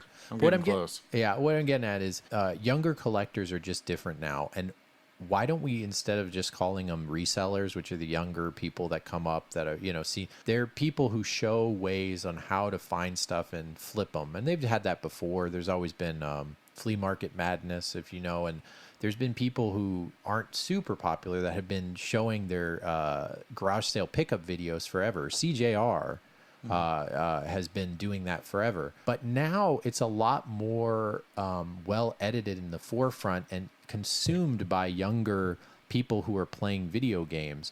And what we had before, which are, the YouTube videos from 10, 15 years ago, were all reviews for the most part. It was people reviewing things and people showing their collection and showing games. And that, I kind of think is mainly dry now. Because there's probably not a lot of views in it, and you'll constantly see, and even though that's the content I like to look at, and I love the old channels, and the friends I've made are people who do those types of channels, this stuff kind of isn't for me. And so if they're consuming it differently, that's just because that's what the new YouTubers are doing. They're trying to evolve in a new way, and I don't see a problem with that. So the line in the sand between resellers and collectors, I think if you really look at it at the end of the day, is it really hurting you? I'm not in the train of it's taking advantage of fans, because I'll even tell you that, like, if you go on WhatNot, like anybody listening here who's never heard of it, and you go on WhatNot and you see that I'm posting something, or I have it, like I said, I have a stream this Friday, and you happen to be on there retrospectively, we're on there. It should be a fun time. It shouldn't be a bad time, right? You still have the choice to click bid or not bid. Most of the time, people know if they're overpaying for something. Because, like you said, you have that time to check for it. I just think, Like I said, I use it just to, like people would use Twitch. I just go on there to watch stuff. And I mean, I probably, my intent, watching versus buying is probably 5 to 1, on the app. You know? And I mean, I watch a lot more than I buy. Yeah, I'd say that's accurate. Like I said, I just think it's a good social outlet, for the whole thing. And things are things better or worse? You can follow individual. I think it's better. I think it's cool. You can follow individual sellers just like you can on eBay, and you can get alerts on your phone and that kind of stuff. Like I will frequently just, be out somewhere or whatever, and I'll see that one of the sellers that I like is on. There's people that I bought from. Like there's a particular seller called A Bizarre Project. That's the name of their sort of station, or stream. And they don't carry real high end stuff, but they carry interesting things, and they're usually not very expensive, but they're really low key. They're really nice, and they package everything really, really well. Like really well, like insanely well. You get what I'm saying? But I'll hop in on their stream and just say like, "Hey, how's it going? Hey, by the way, these people package everything really well, and I always get my stuff quickly, and it's well packaged. That kind of thing, just to give them an attaboy, and then I'll pop out of their stream. I'm not buying anything that day, but I'll go on to sellers and different people's streams just to say thank you for the package I got from them last week or whatever else. There's, to me, way more pros than there are cons. And I think the cons are just like what we already talked about. Like if you have tendencies to overspend and get addicted to things, this could be addicting like anything else. Yeah. And you can also, get into weird mystery things. I bought some sports cards on a mystery auction thing, and I got really into it, and I realized like I lost like $50, and that was my $50 lesson to know if I'm going to do mystery auctions, just do ones that I know what I'm looking at, and you see the top and the bottom, and it's constantly evolving. But other things would be constructive criticism would be the initial pitch was kind of, hey, you can sell $5 games for $40. I immediately, my thought was, well, that's going to be a well that runs dry. That doesn't make sense. Who is doing this? Because we know collectors aren't going to spend that. Or these people that are, So I think if you just think of it, how about this? A new fun way to buy and sell video games. Yeah. That's it. Forget if you get deals, because you do get deals, right? But I have sold something and lost a lot of money on it, but I've also sold stuff and that I've had sit at a con and it went for like over asking, because that's what two people kind of bid on it. So as long as you're being honest and you know what you're getting into, I think it's very good. Yeah, but anyway, that's kind of like a review, kind of behind the scenes, what it's like to be a seller. If you ever want to sell on there, it's like do one night and you have a month's worth of shipping in one day. So it's very quick. It's nice so far. You should give it a download. And if you want to, we've already had some people who listen to the podcast, like hop on. Go ahead and hop on in a stream, buy something. Yeah, or you don't have to buy, and just hang out. And just say hi. Yeah, I love that. I like people just hanging out and talking, because that makes it fun. And the more people in the room, the easier it is, honestly, to talk, because of the way the chat feature is. But yeah, that's the only other thing. That, and this is a new kind of fun way to buy a video game and sell a video game. And while you're there, you can buy some Barbies. I got Barbies for my kids on there for cheap. Like I bought like random little. Yeah, I don't ever go into things like action figures, because if I buy one action figure, it's game over. So I just. Yeah. There's certain things. Even the Marvel cards, I'm like, oh, those look interesting. I know, I see those too. I'm like, I'm not gonna look at that. Yeah. It's kind of a fun new thing, and I thought worthy to talk about on the podcast, because literally it has to do with this. So we're obviously not sponsored by it. I don't get any cut. You gotta pay your fees like everybody else when you're buying and selling. Oh, the shipping thing can't be understated. That's the best thing about WhatNot. Yeah. Pro tip. Oh, WhatNot calculates the shipping and then pays for shipping. Yeah, but so you don't have to deal with that as a seller, which is great. Yeah, but they calculate it based on what the item is, I guess, on the overall size, weight, and weight and everything. But if you get on and you buy your first item, say there's like let's say Tetris. A DS game. Yeah, a DS game, Cooking Mama's on there, and it's going for $1. Well, buy that for $1, and your shipping on that's going to be like $1. Well, $3 to start. Sorry, $3 to start. But every additional item usually is an extra $1, right? It's always that way. Yeah. So that's the. So the next thing can be a box Super Nintendo, and it's $1. You're going to pay $1 for shipping on it. Yeah. So it's not the heaviest thing you pay for. Is what we're getting at. You'd think like, oh wait, they're just going to make it so you pay the most for shipping. No, the combined shipping on this is like how eBay combined shipping was in 2003, before shipping got crazy.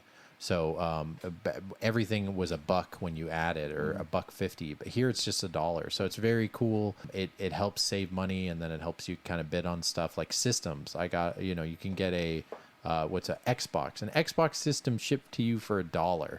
I mean, that when on earth will that happen? I have to put this out there because there's some sort of narrative that you can't get deals on WhatNot, and I'm like, every stream I see deals. Every deal I've gotten in the last 3 months, if there has been any deals, has been on WhatNot, really. And like I said, especially manuals. You know, I've filled out a lot of NES manuals in the last couple of months, and they've all been on WhatNot auctions, and I've gotten better deals than I would have gotten, you know, anywhere else. For sure. So anyway, a neat thing as it evolves.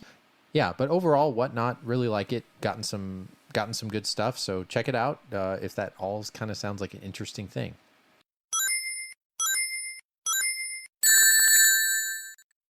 All right, so we'll save our handheld holla, and we'll get to emails next time.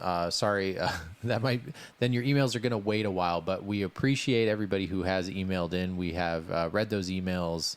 A lot of what's great about you guys, they're very long and thoughtful, so it's kind of hard to get them down to make them quick when we get to the end of the segment. We'll make emails more front and center for next time. We always get to it. You know we will. So sorry about that. We always appreciate our iTunes reviews. Before we leave, though, I wanted to say real quick, the new Cowabunga edition was... what is this, Adam? So this is a Konami Ninja Turtles collection. So it's so I'm going to go from memory here. So correct me if I'm wrong. Yes. I think it's Rise of the Foot Clan on Game Boy. Yep, Fall of the Foot Clan. I think it's the original Ultra Teenage Mutant Ninja Turtles for NES. Yeah. Teenage Mutant Ninja Turtles 2, the arcade game. Teenage Mutant Ninja Turtles 3, the Manhattan Project. Wow, I would have just said all the NES, all the Game Boy. Well, I'm trying. Yeah, to be, you're doing good. I'm trying to Go. be thorough here. Go. Go. And, you're doing it. I wasn't expecting Ninja Turtles 4, Turtles in Time for the SNES. Yes. And then I believe Ninja Turtles Hyperstone Heist for the Genesis is on there. Yep. Is that accurate? Yep. And 2 more for the Game Boy. oh, I'm sorry. There's Radical Rescue. Yeah, Radical Rescue and Tournament Fighters actually is on it too. Tournament Fighters is on there. Mm-hmm. Yeah, and I believe all 3 versions of Tournament Fighters: NES, Genesis, and Super Nintendo. I think you've listed everything except one, which is Ninja Turtles 2: Back from the Sewers for the Game Boy. Back from the Sewers. Yeah, I always forget the Game Boy ones. And what's funny they're the ones I didn't play. And those are the ones I did play. Yeah. So when I saw this and I saw Game Boy 1, 2, 3, I'm like, what? This is awesome. Maybe there's 12. How many are there? I think there's 12 in total that are on it. Yeah. So all the old Game Boys put in a collection, and it's physical. It is. There's going to be physical, and it's also going to release for Xbox, PS4, Switch, and PC, I believe. So I think it's coming to everything except the Amico. Except the Amico, unless somebody tells us not. Unless somebody, correct me. Tommy T comes out. Oh yeah, it's going to be there. It's going to be an RPG. Yeah. Oh man, I shouldn't do that. Mean jokes. Sorry, mean jokes. No, but it looks awesome. When they first announced it, I was like, oh, it's probably going to be digital only or whatever. But I guess there was everybody was harassing Konami right afterward. Then they confirmed that yes, there are plans for a physical edition in the works. It'll sell. I don't know if it's going to be limited run. I'm assuming it's probably going to be limited run, but who knows? I mean, it might be Amazon. It might be somebody else. I could see them releasing it. I mean, if they did a wide release of that. They did all the Castlevania stuff, so I would assume, because they're already working with Konami on some of this stuff, so I'm assuming it's going to be on limited run in the U.S. Yeah. Because they haven't announced which retailers are going to carry it yet. Yeah, it might be mainstream enough. I mean, Turtles is always been big. Turtles is pretty mainstream, yeah. It'd be neat too if they decided the after green this cover on the shelf, man, that would sell. Yeah. Well, I mean, if they did the 3D and the more recent Ninja Turtles, after this, or even the new one that's coming out, because the Rise of Shredder or whatever it is, the new one that they're making. Of course. It would be interesting if they decide to do a physical release. And that Rise of Shredder's coming out in April? Yeah, it comes out pretty soon. Okay, so it'll be out probably before we have a next episode, so maybe we'll be able to play that. So look out for that. The brand new Ninja Turtles game is finally going to come out. This collection is going to come out. We just wanted to mention that. I'm super stoked for this. So if you didn't know that, congratulations. You're probably super happy. Or maybe not. Maybe you're a Power Rangers person. Or maybe you hate Ninja Turtles. Yeah, maybe you're a Power Rangers person. Go drink some battery. It's like that the joke of like, yes, no. Are you thirsty? Yes. Do you like Nickelback? Yes. Drink battery acid. If you like Nickelback, no. Drink orange juice. Like, that's the intent of the decision tree. And it was a meme many years ago, and I think that's really funny. No offense. I mean, I bought the first Nickelback album, so I can't talk about anything. Have you ever played Ninja Turtles Tournament Fighters? I thank you for getting off Nickelback and back on the Tournament Fighters. I played it, yes. But when I played it as a kid, my buddy rented it, played it, and I remember being like, that's my best thing. It is kind of but I actually really like it. It's like it's a very simplistic fighting game, but yeah, and for me, Turtles, even though a beat 'em up doesn't necessarily have a lot of replay value. Favorite Ninja Turtles game that's on the collection? Oh, that's on the collection. It's gonna be Follow the Foot Clan. It's my favorite. Yeah. My favorite because mine's 2, I think. Follow. 3 is a better game that I actually enjoy playing better, but I have so much nostalgia for the You mean for the arcade game? Yes, that one is close because I own that. But Follow the Foot Clan was my first ever Game Boy game, even though I know Tetris came with it and Super Mario Land, and I played the snot out of that. And to this day, I can get through the whole game without getting hit once. You're not impressed. I mean, I was expecting you to say wow, like give me a fake wow for whatever. Actually, he was just in so awe he didn't say anything. Yeah, I was awestruck. But that's a weird thing. Humble brag. That's a weird flex, bro. That's a weird flex. You don't get hit. And I said something the other day on a Facebook comment. I don't even remember what it was, but it wasn't a flex at all. And then a dude's like, weird flex, and I'm like, what? I like that saying. Out of all the millennial stuff they come up with, and I'm like, okay, and like a lot of it's whatever. And now they don't call them bro dudes anymore. It's a Chad. Oh yeah, it's all Chads and Karens. You knew that? Now. Okay, yeah, well, Chads and Chad, Karen, but there's also actually, okay, a Karen is the mom of the Chad, and the Chad version is like Topanga. It's like Tiffany, I think. Tiffany. Well, there was a thing a few years back too where it was Kyle's. So it was they were calling everybody Kyle. Really? Yeah, Kyle's are like the dudes. I never heard that one. No, Kyle's are like... Chad is bro dude. Yeah, Chad's bro dude. Kyle is like the dude that, unless you're chicken, you'll jump off that, kind of thing. Like, that's such a Kyle thing to do. Huh. I don't remember. I don't know. I'm not a millennial. But yeah, I just remember that a couple of years ago. Everybody was Kyle. They're changing everything. Like it's the whole vernacular is completely different. Some of it I like. Like I like that weird flex, bro. Like that is something that we've been missing that we want to say when people. Yeah, that's how old I am though. I don't even know when I'm doing a weird flex. We're doing it constantly. That's the problem. That is the problem. We probably did it 30 times. When you said how sir, you own the PCFX, that's a weird flex. Weird flex, bro. We probably do it a lot. I'm sure we're full of it, among other things. But you know That's what? That's going to be the name of our next podcast. We Weird are flex, bro. An amateur, family-friendly podcast that loves it when you listen in, and we love to create content for you. As always, we always try. Just know we always try to do it as well as we can, and we will never give this up. Never going to let you down. Never going to give this up. We just sometimes have a hard time because when we started this podcast, we had 3 kids, and now between all of us, now we've got like 80 of them. Yeah, they're everywhere. They're everywhere, but you know what? They're wonderful, and kids are great. Families are great. They just take a lot of time in these years. We are always happy to create content for you, and we are so pleased with our audience. We're always thankful for you guys because you guys help keep it going. Through the years, you guys have gotten so used to us and our sporadic schedule, and the ones that still keep on listening to us and our silly faces. And if you could leave an iTunes review or a review anywhere you listen to this podcast, we greatly appreciate it just because it helps us be seen. Our Patreon is omitted. Our blah, blah, blah is omitted because we don't have one. We always know we can't disappoint you at the price of free. This podcast is worth the price of free. Amen. Amen. Thank you so much for listening. We'll see you next time. Episode 63. It's in the books. In the books. All right, thanks.